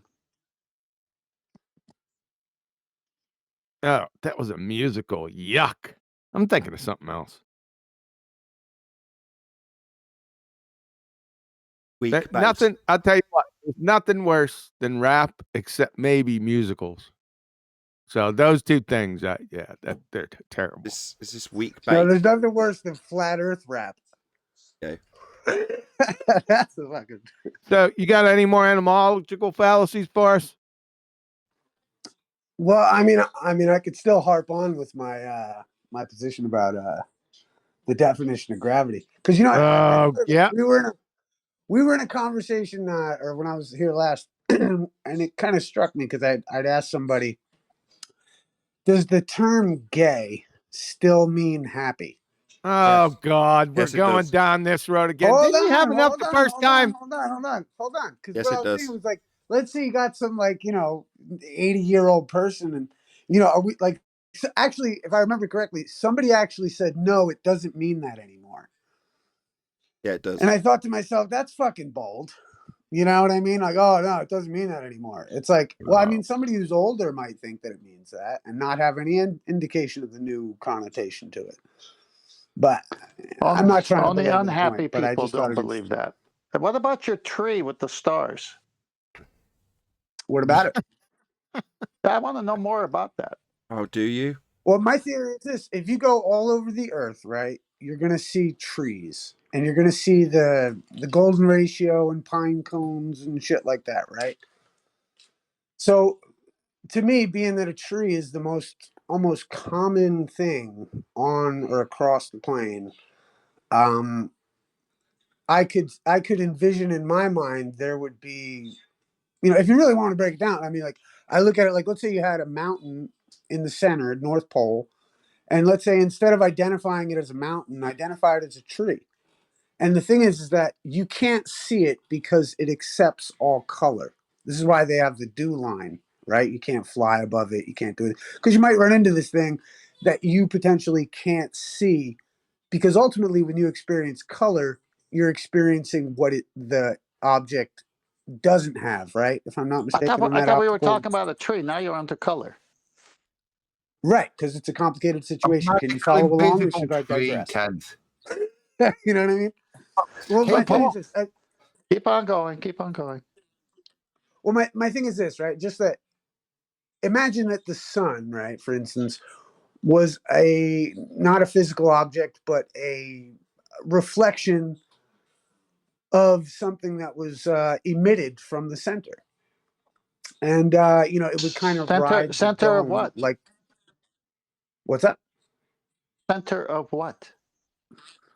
I mean, what our experiential electromagnetic plane seems to indicate, like the center of the North Pole, that central point that we can circumnavigate the Earth with. You know what I mean? The magnetic north? Sure, magnetic north, and it fluctuates too, like a tree would kind of sway in the breeze. That's how I I see. envision magnetic north. This guy is flat out Tim Osmond. It does seem that way, doesn't it? So you Well, use I the don't word understand imagine a why you lot. would Do you have criticize. any I proof? mean, like, you think I'm joking when I proposed it, or when I was proposing No, it last you week? said But I'm imagine a telling you, lot. Do it's you like have any proof? something I thought out. What's up? Do you have any proof, or are we just going to imagine with you? I mean, I don't have any proof, nor do I give a shit to explain this, really. But I'm just trying to say, Oh, you well, then asked, forget right? it. Sorry I even asked. Cool. I don't want to imagine it. This is a physics show. Well, prove it's flat then, bro. I mean, I don't know. I'm not gonna fucking like. Well, that's easy. I mean, like, because you have to see. Because the problem is this: is like you have topography, which You don't want to immediately follow makes up? Earth not flat. I said it was. Right? I said it was easy. You don't want to follow up? What? You said prove that it's flat. I said that's easy, but you just kept talking. This should be interesting because you both got the same proof. I don't know if you are. I know you are unaware of Right. This is the point. This is my whole philosophical point. Hold on, How you hold on, doing, Issa. Nathan? Issa. Like, this is why I've always said Issa. it's a philosophical issue. Hello. It's not Issa. about. Issa. Hello. Go ahead, 10th Yeah. man. Yeah, Esau, as Nathan says, 90% of the world or Western world and everything we see from the media is telling us we live on a globe that has a curve. And the black swan destroys that model. And since water is used for leveling, spirit level, all kinds of levels, and sea level is not sea curve, water tells us that it's level, flat plane that we live on, minus topography of mountains, valleys, etc. And even when they But go how are up you going to negate topography? hang if we're going on, to talk are about you flat going to let me Earth? finish? Are you going to let me finish? So even when we go as high as an airplane, and which all of us have done, we've never seen this curve. And then when you go in these images, 4K images from weather balloons, we don't see any curve whatsoever. So, yeah, the Earth is not a curved surface. And the sextant proves that, because you can't get an angle off of a curve. You need two straight lines. So it's over for the ballers. Right, but it's not over for the tree in the centers, right? It's not over for the Well, tree. it is. I love it. Yeah, okay. So, dude, you're fighting the It wrong is the battle. Sahara Yeah, Desert and other gonna have deserts to- where they don't have trees. Right, we've heard enough, I'm afraid, Issa. While this might be an interesting discussion point elsewhere, when you go to imagination land and you don't care about anybody having physical proof provided because that's not what you're about, then it's not going to go over here, as was correctly Right. Oh, identified. no. Hey, I agree 100%. I mean, that's why I open my head up to these ideas. And I'm not trying to prove my opinions about the unprovable. Because I would dare say it's just that you're winding with the same set of facts. It's interesting. I was thinking about this regarding law, because someone who thinks versus someone who doesn't think and looks at the facts is going to be given the opportunity to interpret. There's an element of interpretation needed. And if all the facts can be used by both sides, then, I just think granted, I would of course bring up, black swan negates, like, let's say, seeing boat school over curvature. I'm with you on all that shit. But like, I just mean like, I forget, I'm losing my train of thought with it. But like, so are we. Yeah. Okay. Cool. I'll stop then. I'm all right. Okay, we're dealing with the physical and natural world only. That's what we're interested in, because the argument has been utilising claims in the physical and natural world. It's a claim about our physical and natural world. So in counter to that, or in opposition to that, we're just holding people to task in terms of their globe Earth rhetoric based on the physical and natural world, what we can actually observe and see. So no offence, Issa, and yeah, obviously everyone's entitled to their worldviews, their opinions, and their I was going to say something derogatory. I won't. But yeah, when you talk about trees, we can't see. Nathan, yeah, we can't see them. Well, I'm on board with you guys, man. Like, I'm on board with. I mean, I've been like, I would imagine arguing for flat Earth for fucking what, since 5 years now, 4 years. You know what I mean? Like, I understand it. My thing is that I also just, I am enamored at this point, and I guess always have been, with the more of the philosophical thought processes regarding this, because I had a hard time digesting, why people could see curve versus why I can't. So, like, if you have a hard time, digesting, take some Alka-Seltzer. Well, I mean, I just look at it like the idea that I'm not gonna, I'm not gonna die on the mountain of flat Earth regarding my opinions about the world. You know what I mean? And that's just my opinion about it. But I think it's a worthy discussion. And what's so sad is that we've been so attacked throughout the years trying to have this discussion. That's what I'm trying to quell. I want freedom of speech. I want my right to be able to be a tree. Like, I don't know. I mean, I want my fucking right to be able to that, even amongst people. This You is what want the irritates right me to is be that, a tree? Well, pardon me one second. We're considered like, a fringe group of society by taking these positions. And the idea that we would then be locked into a fringe perspective and be upset with alternative perspectives is, to me, hypocritical of the whole movement in itself. Yeah, but Isa, Like, what you're saying is flat earthers. Hang on. What you're saying is flat earthers are a fringe group. But if I want to be a tree, that's even more fringe. What do you mean by that? I don't know what you're talking I about. want the freedom to be a tree. I don't even understand that. I agree. As a devout Jewish black woman who follows Islam, I've got to defend your right to want to be a tree. Stop influencing. Well, I mean, I'm not arguing to be a tree. Like, is this why it gets me? It's like, flat earthers are so dogmatic that these ideas are above them. Nathan, you just went out on a limb on that one. Let me tell you. Don't oppress me. Well, my thing is that, like, it's interesting to me that so many flat earthers have become dogmatic in reaction to a dogmatic system. So it's a bunch of reactionaries, and it becomes a nonstop, So loop. when You you know use what's wrong with you, About what? They Let's start to get form a specific. politicized front. Yes, it's only logical so- because the other front is rigid after all. So the scientific method is not dogmatic, Isa? Yeah, get specific. What bunch of flat earthers have become dogmatic? Okay, which flat earthers and what topic is being dogmatic on? I don't Well, care. I We're mean, not. like you accept the superimposition of gravitation onto the term gravity. I do what? You guys impose the modern position of the term of gravitation onto the term gravity, and don't see what I'm talking about regarding that. I just think it's interesting that you would join them in adding all of that to that term. We're debunking it, Issa. You Hold on. think they're identifying it, separate? but that's Hold my on, hold on. opinion, man. Issa, no, we're debunking it. And in order to debunk it, we need to recite back what it is. If you're saying, well, what's being defined as gravity, you're using that. No, we're defining it as it's defined so that we can debunk it. Sorry, Nathan. I mean, I get it. You know what I mean? I just think for myself, when I'm arguing these issues, I deal with the idea that we're mislabeling the use of gravity, and whereas we should be discussing gravitation. And I think that disarms a lot of people when you're discussing with them. We're mislabeling what they mislabeled? What's wrong with you, Isa, is you're looking for an intellectual niche for you to fit. What's wrong with me? Okay, dude. Like, where the I think fuck he's is your trying to fucking call hubris? us cis scientists. Yeah, let him respond to that. You want me to repeat it?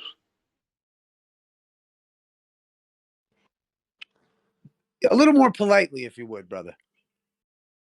I want you to poison the Why, well like? before you start. Why would I do that? The problem with you isn't the best way to start, is all he's saying, I think, Brian. Yeah, but why should I have manners with someone who is not having manners? How am I not having manners, dude? That's a different discussion. The last show. The last show. Different Isa, discussion. The last show. Not just the last show. It happened on my show too. Right, let's get this back on track. Oh, here we Let's go. get back on track. Isa, if I'm defending the claim that we have Earth curvature, or let's reverse it. If you're defending the claim of curvature and you're describing how I'm it's not. I'm not just giving you an example. Okay, try forgive to me. Here we go, try bro. to contain yourself.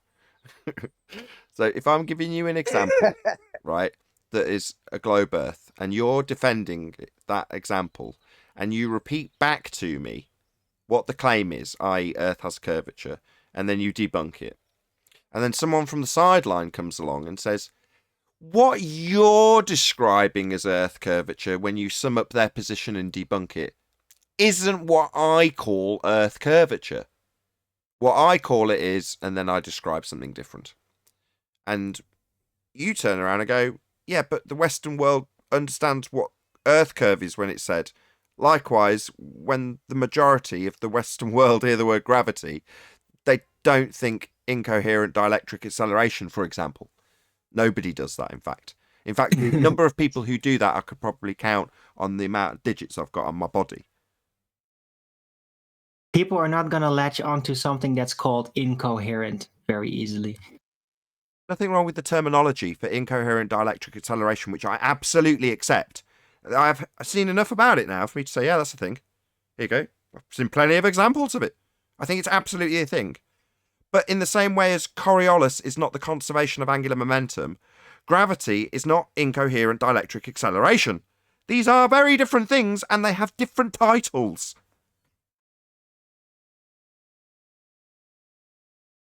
Okay. And I agree. Well, yeah, Nathan, that's my point in the sense that I look at that perspective about gravitation versus the term gravity. I think they're very different titles, but we've superimposed and allowed them to superimpose the conversation of gravity onto the gravitation onto the term gravity. And by arguing that point with them without addressing that semantic first, I think we join them in the cacophony of gravity, because you can't be like atheists are religious because they're against, you know what I mean? Like a religion. I don't know.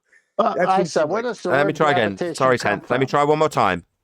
So it's kind of akin to saying It's the difference between me saying Earth curve and curvature, which is very different, right? Right. I wanted to ask, what is I the win. exact difference Oh, between God. the two?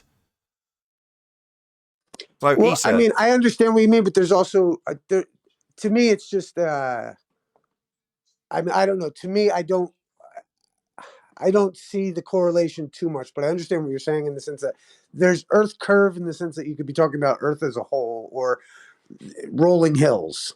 You know what I mean? Like Earth curvature. I mean, I don't know. It's semantics and it's how you put it. You're right. It's about like if you're in a physics discussion and you're colloquially using the term gravity, I get it. And I get that this is a physics show and it is taking it that step. My point is I would hope that it wouldn't be overlooked. That there's what this wouldn't? super No, that's fine. That's fine. What That's all wouldn't be my over? That's fine. What's the thing that's being overlooked? What's being overlooked? The fact that we're discussing gravitation. Gravity, And gravitation, curvature, Earth curve. I don't understand. They're the same thing. No. Well, no. My point being, like, I mean, I don't really. I can follow that you're trying to imply there's a difference between Earth curve versus Earth curvature, maybe or maybe not. I get it. You know what I mean? There could be a way to look at it that there is no difference. That they're also, but there is. I get it's complicated, but the point is, in this case, there's two different terms.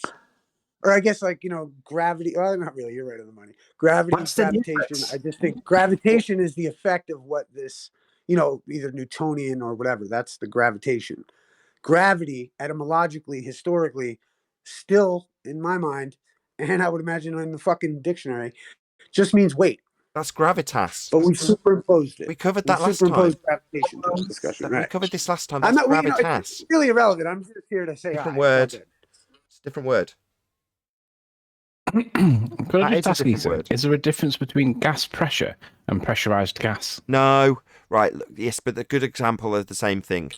Gravitas, right, is an etymological fallacy. If you say gravity means weight, no, gravitas means weight. It's an etymological fallacy. We covered this last time, Issa. Right, but it's like because It's not a that's literal Italian and this translation. is English. Because that's Italian and this is English. There's just one word in my, granted, It's not a gravitas literal is- translation. All right. Well, hey, you know what, man? It's all good. Whatever you want, dude.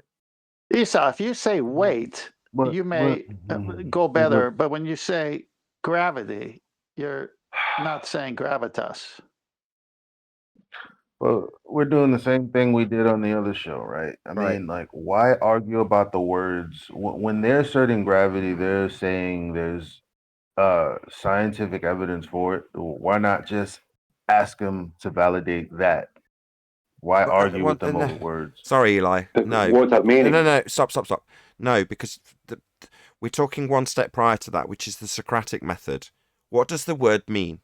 So you then go through and thrash out what the definition of the word actually means. And if there's multiple definitions, you've got to agree on what you're actually talking about. So what we've got around us in Flat Earth at the moment is lots of people committing this etymological fallacy for no good reason. It's like if you've got something that's got a label like incoherent dielectric acceleration, then just call it that. Don't say, well, what they're saying is gravity, which very much has a description. It's got two of them, in fact. Is actually incoherent. It's why are you trying to relabel incoherent dielectric acceleration as gravity? Why? That's true. Well, I think. But then they slip you into this scenario where I think what the public is hearing is, well, there isn't it, so the it exists. And for most people, that's what they think is gravity, keeping us on the earth, assuming also that it's a ball. You mean something existing, something in general. Yeah, but I could equally impose the water cycle and say what they're saying is gravity and has a description and could be thrashed out as defined as such. Isn't actually that. It's actually the water cycle. It's like, but the water cycle's the water cycle. Yeah, but if I now describe the water cycle after saying gravity a few times prior to me describing the water cycle, and then give a loose description of how what's being described as gravity should now have that word gravity attributed to the water cycle. Why? Well, because I'm saying that's the cause of a downward vector. What downward vector? Well, the downward vector that if I now describe my water cycle and the rain and what it does is going to be the downward vector that I'm justifying the reason I need to change a meaning of a word from water cycle to gravity. And you're all shaking your heads going, why would you do this? It doesn't make any sense with water cycle. Why would you do this? It doesn't make any sense. No. Well, why would it make any more sense if you do it with incoherent dielectric acceleration, otherwise known as static electricity? Why would it make any more sense? It wouldn't. There's no reason. I don't understand why this is happening around us, but it is. Well, I'd like to say that on the defining of words, at present, when the ballers use the word gravity, they switch from calling it a description of weight to saying it's a force that causes things, as an attraction between masses, and then they can switch to it being an effect called the curvature of space-time. So that's why it's important to hold someone down on a word, because they are switching between 2 and 3 definitions instead of sticking to the current definition. And Exactly. if we allow them to use the word gravity for the word weight. Exactly. We've already got 2 descriptions. One that's 105 years out of date. The current description, which has been debunked by quantum mechanics, I might add at this stage. Why are we now muddying the waters as flat earthers by introducing a new version of gravity and giving descriptions of incoherent dielectric acceleration? Why would we want to muddy the waters even more? It's like, if you want to describe the effects of incoherent dielectric acceleration, be my guest. But why is that muddying the waters of downward vectors that don't exist, and then linking them to a word that's actually defined already, gravity? It just seems like this just muddies the waters. There's a gravity claim out there. We can debunk it. That's it. Move on. That I 100% agree with. I don't know why that's happening either. And I honestly, I'm trying to make sense of it because I got friends on, but I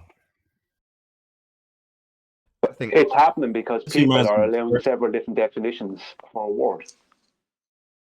Isn't it also happening because they want to prove an ether?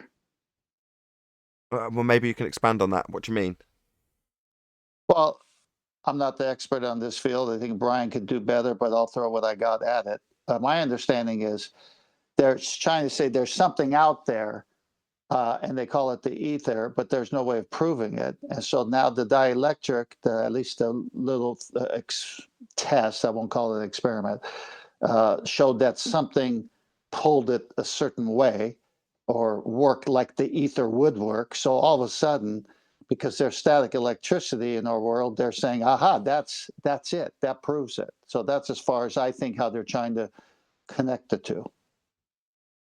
Is it Michael Morley experiment as well? Didn't they do that? Michael Morley experiment? And that failed? Experiment? Did you say experiment? Well, that's what they called it. Oh, that's what they call. Yeah, it's not an experiment. Okay, carry on. Well, they argue that point. They say they were testing the ether and he couldn't find it. So then that's when Einstein invented relativity. Is that correct? No, that's incorrect. Einstein was a big ether supporter. Yeah, I know he was, but since they couldn't detect it, he then came up with relativity to explain how things are meant to be moving at the same time, like a clock. I don't know. Yeah, but he didn't. That's not either or. He was a huge supporter of the ether, even after general relativity and special relativity.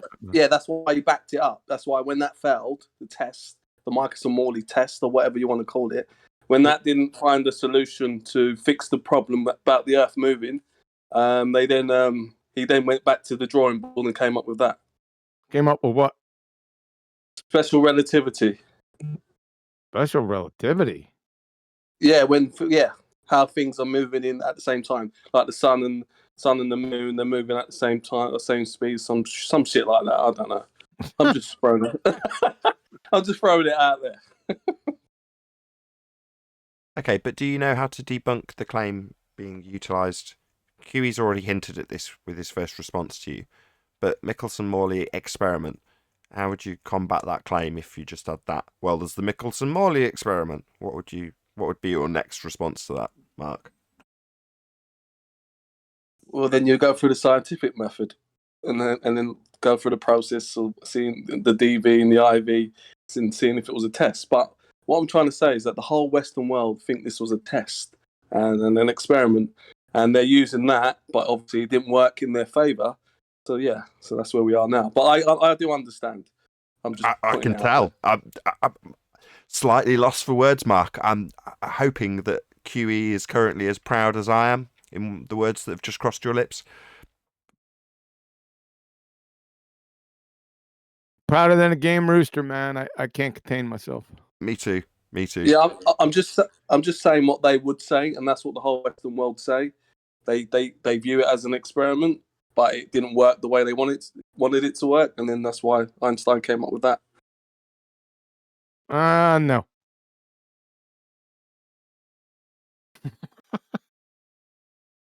Indeed, no. But yeah, it's clear that you are armed, battle ready to say, "Oh, right, what was the phenomena being observed?" You know, with the few words you've made that clear. You get it, and that's what I hope for here. I hope that everyone else becomes like you, and here's someone who say these Michelin tires are scientifically proven to, and the person like you in this example goes ding ding ding ding ding. What's that you say? Scientifically proven. Speaking of which, that's going to be the show today again. What's your hippopotamus?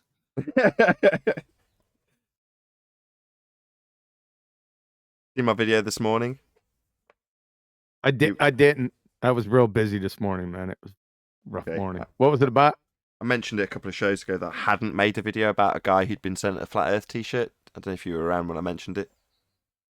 The guy who makes crossovers and typically makes the published data, the measurements available, so you can see what improvements are being made, and he's very good in his language, 2 dB down at 60 hertz, long spectral decay above 2 kilohertz, things like that.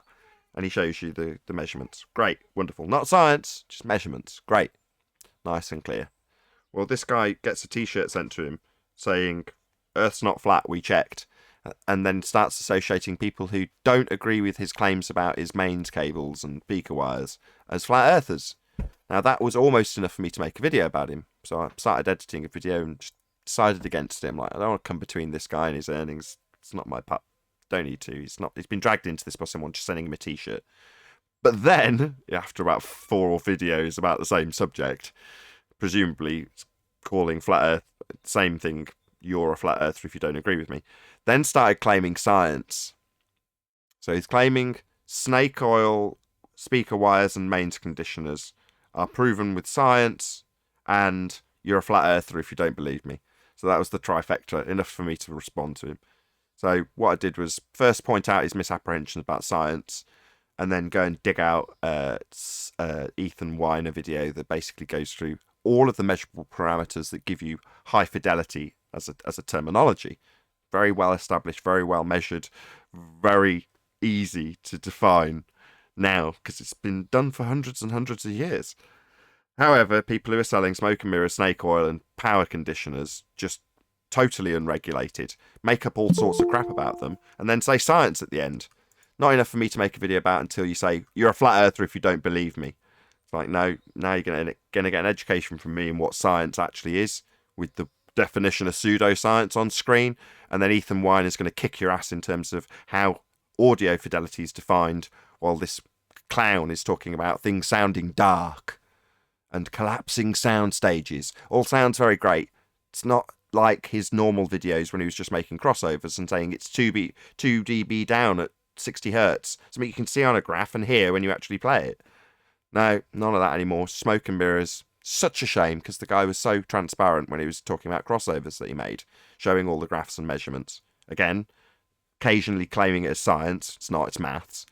But not enough for me to claw all over until you start calling flat earthers the people who disagree with your pseudoscience claims that are bullshitted about as being science. There you go. That was what the video is about.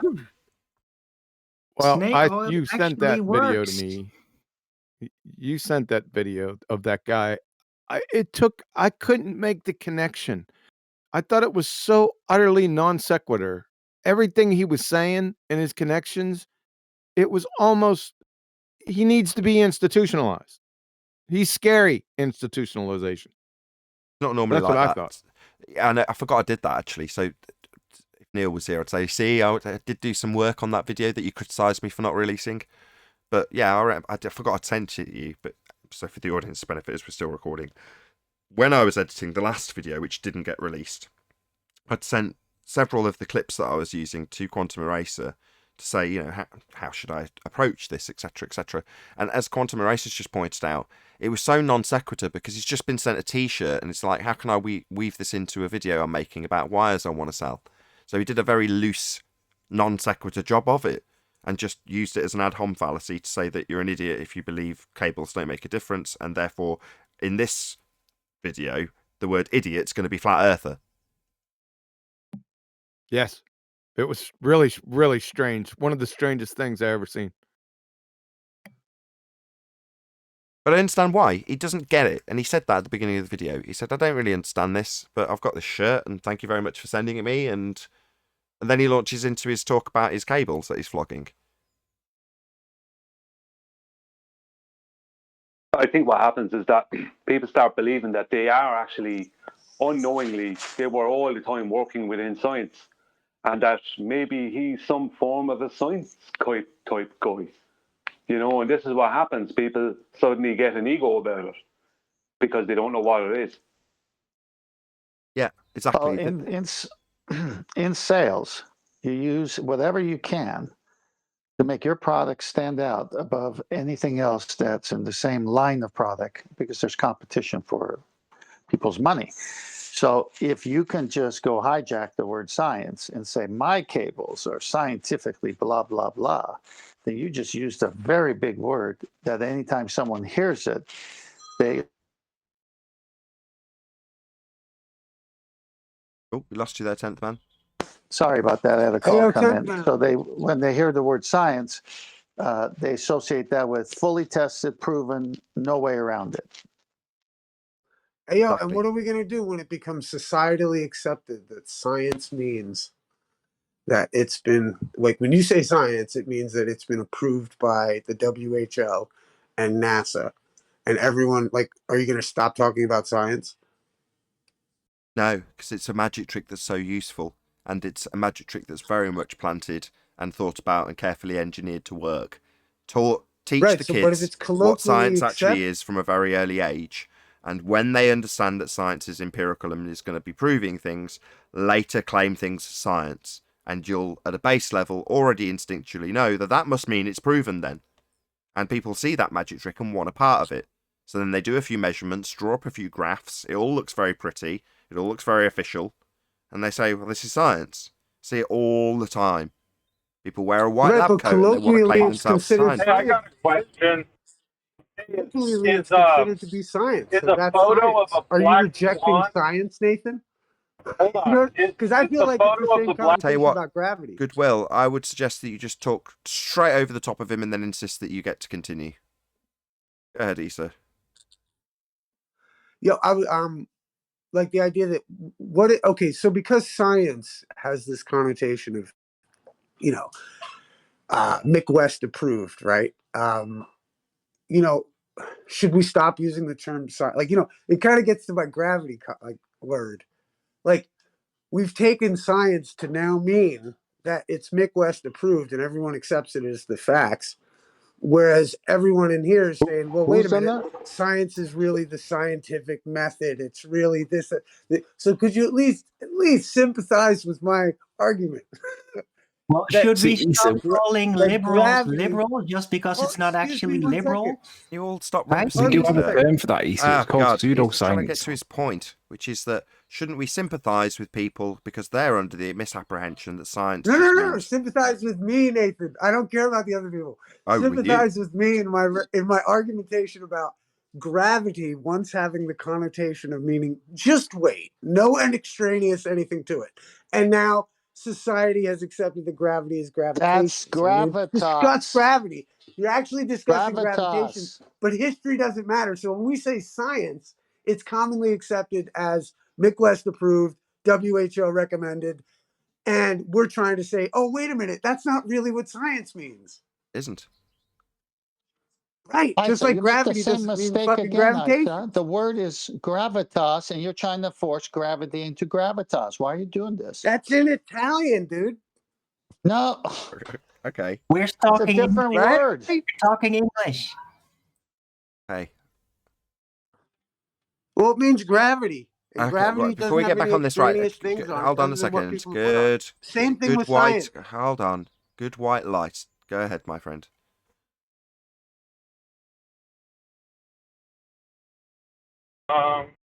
Okay, thank you. Well, I was going to ask, is looking at a photo of the black swan, is that doing science? No. But you're making assertions that the world, that the Earth is flat by looking at a photo. No, that's not the assertion being made. Okay, so all you're doing is destroying the globe, so to speak, or what you guys, right? That's correct. That's all it's Destroying the doing? globe with logical consistency. That's right. Not science, though. With your own math on top of that. But it's one picture amongst many pictures that aren't How the many same or black swans do you repeatable. need to prove that not all of them are It's white? just two people talking over each other, Chocolate, if you do that. Go ahead, Goodwill. Make your point. Good light, sorry. Good white light. Get there in the end. Okay, my point is, if you take one photo of 100 photos, you have one black swan, right? That's why you call it the black swan. But what are you trying to prove with one photo when all the other 99 photos show something different, and even those? Okay. So I mean, look? I'm going to make my point right here. Can't we deduce that optics photos are unreliable and should not be taken as any scientific proof or any proof whatsoever? Sorry, are you first, before I answer that question, are you on the globe side or the flat side? I'm on my side, but which position are you defending? I'm skeptical on both sides, but because I can't prove it either way. Yeah, you can. That's perfect. That's the response I was looking for.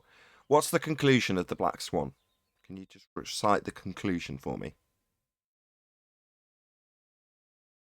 Like I said, how can you make a conclusion if you don't have repeatable, demonstratable evidence? Just have one photo. You can say I don't know if you don't know. You don't, okay, don't sidetrack. Just what's the conclusion to the black swan? Not, well, it's not this. Just tell me what it is first. Then tell me what it isn't if you disagree. What is the conclusion? Well, you tell me, because I'm going to tell you the same thing. You can't make any deductions from it. Yeah, you can. But you just don't know what's been deduced from it, clearly. Oh, but I do. And I'm telling you that that Tell deduction is unreliable. And No, don't tell us what's unreliable. Tell us what the conclusion was. What was the logical deduction made from the black swan argument? It seems like you don't know because you're not telling us it. I do. You see the horizon further than it should be. That's not the conclusion. That's incorrect. Do you want to try again? You tell me the conclusion. Well, why are you challenging this? You don't know the conclusion, yet you've got the gall to challenge us on it. You don't even understand the argument. You don't know the conclusion. But yet you're going to tell me how logical consistency doesn't... Don't interrupt. Don't interrupt. Don't interrupt me. You don't know the conclusion, therefore you do not understand the argument. But you're going to tell me how this logical consistency doesn't prove something? Hardly on the fence. You don't even understand the argument. Otherwise, you'd give me the conclusion correctly. Not the horizon's too far. That is incorrect. Okay, well, enlighten all of us. And You're don't the just one keep on challenging attaching it. That I don't Enlighten know you? something. I've been enlightening people. Shut up. I've enlightened people for the last 12 straight months. How dare you? Go and watch one of the videos. You expect me... Shut up. You expect me to give you a personal education in this. You're challenging it. What a nerve. So, first, have some dignity and humility and say, okay, yeah, I don't understand the argument, even though I've come here to challenge it. First, have some humility and accept that you haven't got a clue. I said enlighten. No, don't ask for me to enlighten you. First, accept that you have challenged something you don't understand. Clearly. Well, I told you my point of view. I don't give a fuck, you dumb idiot. I don't want to know about your point of view. You don't understand this argument. How many times? Either you have some bloody humility and say, yeah, I didn't get it, but I came here to challenge it. Not, no, enlighten me. Don't make your demands. I have enlightened plenty on this argument. Plenty of people do understand the argument because I have enlightened them. Now, you are not enlightened. You are ignorant, yet you are here with your ignorance challenging us on it. And when it's demonstrated that you are ignorant of this argument, you interrupt and demand that I educate you. No. First, you will concede that you are interrupting first and foremost because you're getting told off. That's not enough for you, so you've got to interrupt me telling you off. No, you're being told off by a flat earther for your ignorance of an argument you have attempted to challenge based on its lack of logical consistency. That was your position. I listened to you. Now, moving forward, before I educate your dumbass, you're going to say, yeah, I'm sorry I challenged this. I didn't really understand it. That's what's going to happen. We are demanding respect from you from here on in. If we don't get it, you will be berated. Yeah? Chastised, spoken down to, treated like dirt, not educated at your request and demand. So first some humility and respect for us, then I'll educate you. Respect first. Apologise for your dumb humility and total lack of... your dumb ignorance and total lack of humility. I'll get it the right way around. Who the fuck do you think you are? I'm the guy who knows how the argument works, you dumb shit. I'm the guy who understands this stuff. That's who I am. Somebody more intelligent than you. Somebody who understands the argument. Somebody who spent 12 months educating other people in this argument to the point where they could recite it. Something you cannot do. Now you're getting told off by a flat earther for your ignorance. That's who I am. A flat earther who knows more than you do. And you're going to damn well respect me. If you don't, you're going to get told off. That is the position from here on forward. You morons who believe the globe is real are going to respect us. Because it's not.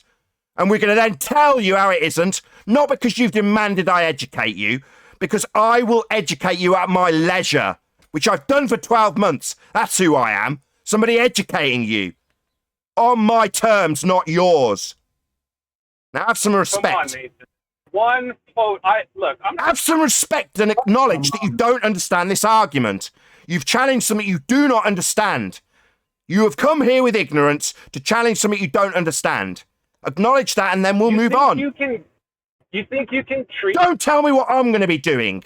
You are not in charge here. I am. I am telling you, demanding the respect I deserve before I educate your dumbass on an argument you're here to challenge but do not understand. That will be acknowledged. How was I being disrespectful to you? Because you've come here to challenge something you don't understand, and upon that being pointed out, you demanded that I educate you. No, very disrespectful. First, you'll apologise for your outrage in coming here and demanding, A, that I educate you, and B, that you think it doesn't have logical consistency when you don't understand the argument. Something I've now pointed out and you've not acknowledged. What you have done is say, well, enlighten me then. No, you're the one challenging this. I never said you're a fucktard. I never... You are a fucktard. I've said it to you. Now listen to me, ignorant dick. You are going to acknowledge that you came here to challenge something you don't understand. Now, when you display that humility, which will be the respect that I'm demanding, we'll move on. Not before. No, I came here with... No. Yes. You will do exactly as I demand, or the conversation will not progress. That is how this will happen. You will show some humility and acknowledge that you challenged something you didn't understand, then I will educate you.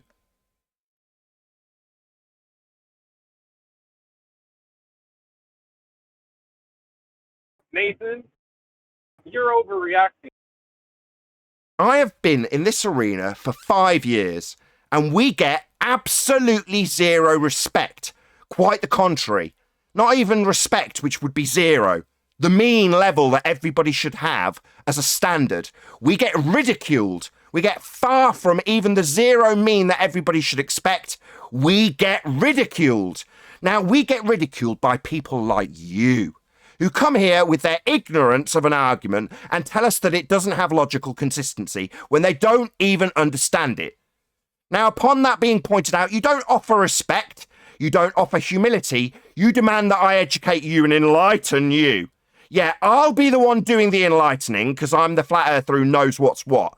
You will be the one offering some humility, or you won't get me playing ball with you. That's how this works. I'm in charge and demanding the respect we deserve before we educate your dumbass.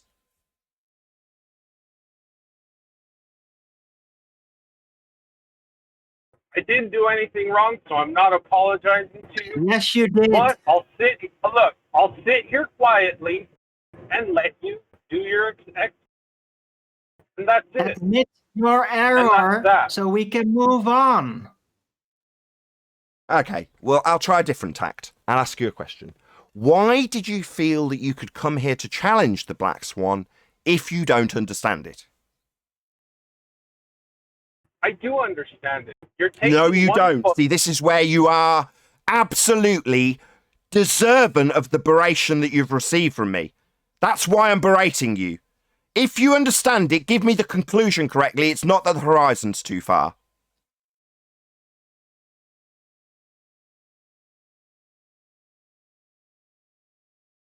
There's many things, Nathan. You're Oh, wow, that sounds seriously vague, many things. telling me to. No, the Black Swan's got a very specific conclusion.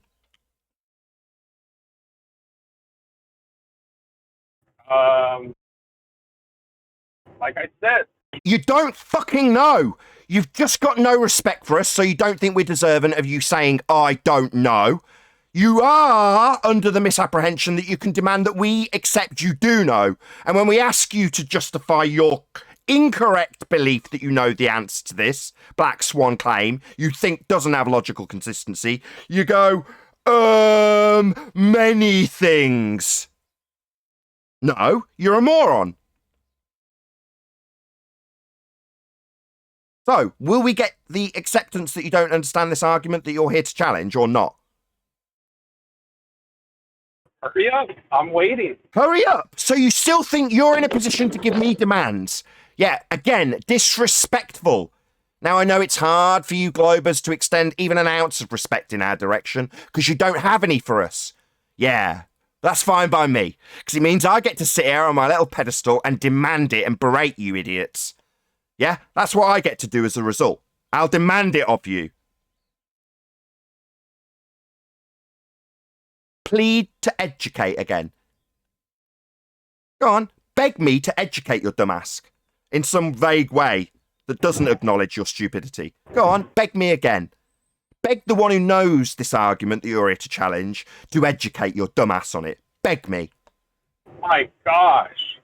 Yeah, plead to God, because that's this situation from here on forward for any moron that thinks the Earth's a sphere. You're going to get flat earthers humiliating you for your stupidity and your lack of humility and your ignorance of the argument that you're here to attack.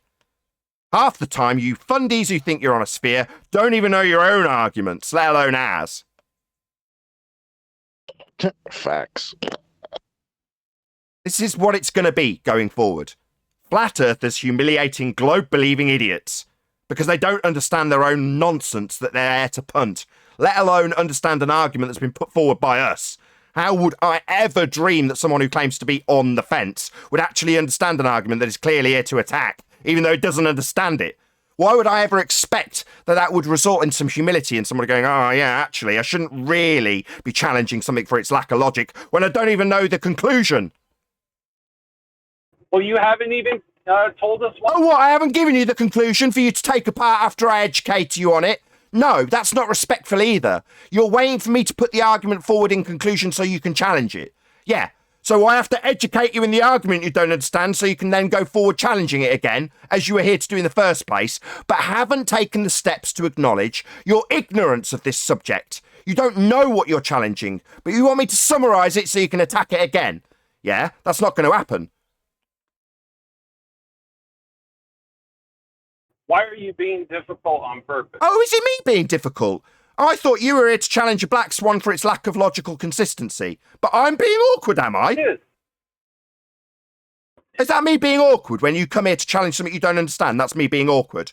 Really, I should just understand and accept that you're a moron who doesn't understand the argument and move on, right? No, I'm going to humiliate you. I'm going to say, my name is Nathan Oakley, and I humiliate globe idiots who don't understand the arguments they come here to attack. That's what I'm going to do.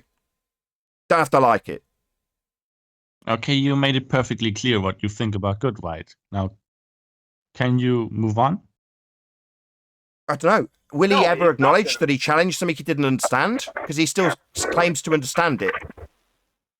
He did by asking you... Oh, really? That's acknowledging that he didn't understand it because it seemed like he was leading in to attack my summary of the conclusion. Maybe I'm wrong. Maybe if he actually acknowledged that he didn't understand it, moving forward, we could point out that he's already had the humility to acknowledge that, rather than carrying on with the attack that will come if I summarise it, without him showing some respect and humility for his ignorance of this subject, based on his lack of conclusion being delivered upon request. So no, butt out, mate. I'm just going to insist that he has the humility that's required in these circumstances. When you're wrong, don't understand an argument and attempt to challenge it. The person that does understand it will humiliate you if you don't offer an ounce of humility. That's My not true. stance is Good, right. you're taking Do you- one photo and you're trying Well, to make first of all, an you're not argument showing humility, number one. Number two, you think you're holding us to a scientific standard when no one said that this was science. Like, just say sorry, bro. Doesn't have to No, but he's apologise. being a dick to me, and I I was don't never want to be a dick to you. him at all. Don't want to be. You're just getting my blood pressure racing every time you insist that I offer you the conclusion you haven't, without acknowledgement that you've challenged something you don't understand. That's never going to move forward from this position, mate. You can go on about me being a dick to you, but anybody watching understands implicitly, if they've followed along, why I'm being a dick to you. It's because... No, they don't. Because you're interrupting me when I try and summarise for the fifth time, that coming in and challenging an argument that you don't understand for its lack of logical consistency, and then failing to acknowledge that, and demanding that you get educated in the conclusion, only to interrupt it continually, and then move on with your challenge after it's been educated that you don't understand this. No, and that's not going to happen, ever. Lad, you came in and challenged something that you don't even know the logical conclusion of. And you did this on a public forum. And when you're asked to just show some humility and accept that you were wrong, and just show that amount of respect and humility and accept you were wrong, your pride is getting in the way because you won't admit that you were wrong. That's what's going on here. If you just admit you were wrong, things can move on. Wrong about what? Your challenge! You challenge something you don't understand. How can you possibly challenge that?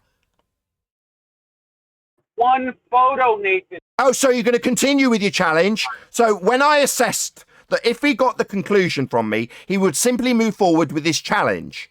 No, we've already absolutely and unequivocally ascertained that this dick, this moron, this person being berated by a flat earther does not understand the argument.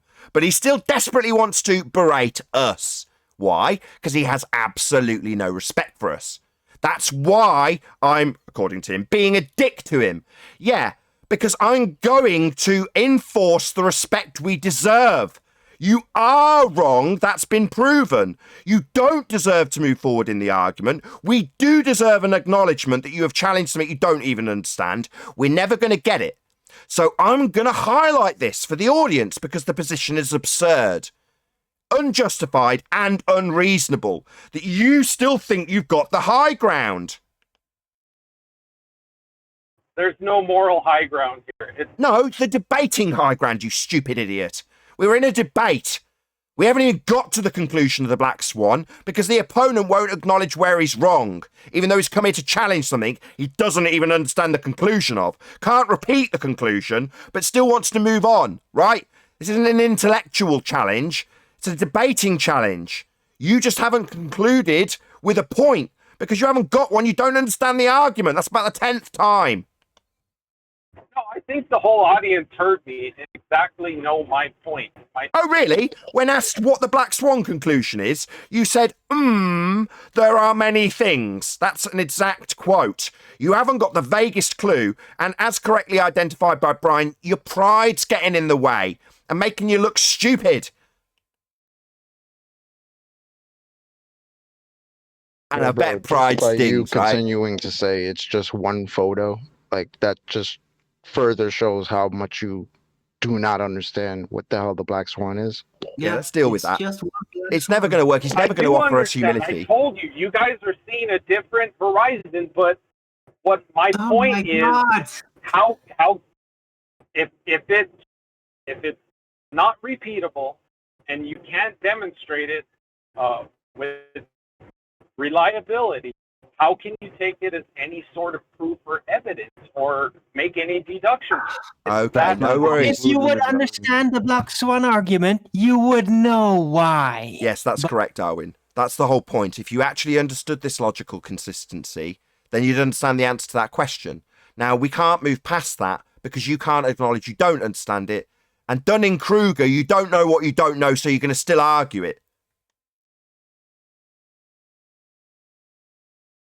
Can I just ask you a question, like just to see if you even understand it philosophically? Like, how many black swans do you need to prove that not all of them are white? One. Do you even understand that? One. So can you not see a parallel with your whole just one picture? Maybe if you understood the logical consistency of this argument, you would appreciate that one picture's all we need. But no, you're going to keep barking on about that, even though that's the very... And maybe interrupt me when I point out that that's the whole point of the Karl Popper analogy, which you don't understand. So what's the conclusion? Our black swan argument. What's the conclusion to that? Tell me many things again.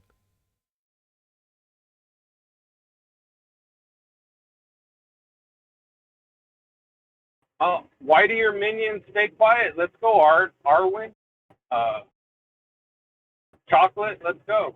What's the conclusion? Sorry, are you, what's the word? Clutching for straws as you drown? We've spent 25 minutes trying to get an acknowledgement that you don't understand this argument. And when I push you to explain it, given that you still are under the misapprehension that you think you can overcome this argument you don't understand, you're going to appeal to my panel to save you. Really? How unbelievably pathetic. I'm going to ask you again, what's the conclusion to our black swan argument?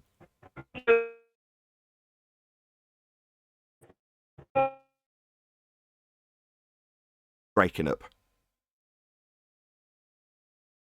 Useless mic time, of course. Waiting for you to... You're breaking up, you're roboting, useless mic. 1990 called. They want their AOL connection back.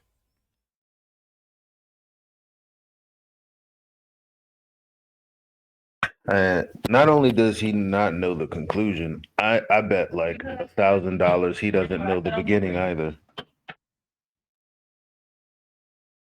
Yeah, I don't understand why he doesn't understand yet. Chocolate basically just handed it to him. I don't get it. Why doesn't he get it? Because he learned what he was told the black swan was and is from a lot of other people on the ball side who think they know what it was and is just like him. None of them learned it correctly. He didn't learn it correctly. And when it comes to this point where he's the tip of their spear, he won't admit that he was wrong and he doesn't know what he's talking about. Well, the tip is blunt, so... Yeah, exactly, well put, Brian. So he's now tip of the spear, having sat around with a load of other people going, it's all a load of nonsense, it's bendy crane refraction, it's only one picture, he's then gone, all right, well, I'll go into flat earth debate and just tell him so. And all we ask is, what's the argument? And he doesn't even know it. It's absolutely pathetic. With that, I'm going to say a huge, massive, enormous thank you to both Discord and G+ panels for making today's after show possible. Of course, a massive thank you to all of you in either Nathan Oakley 1980 or Nathan Oakley premiering streams for hopefully smashing the super chat, liking, commenting, sharing, subscribing, and all that good stuff. Also, below this video, there is a link to get £50 for swapping your UK electricity supplier to Octopus Energy. I've been Nathan Oakley, and I'll see you all in the next video.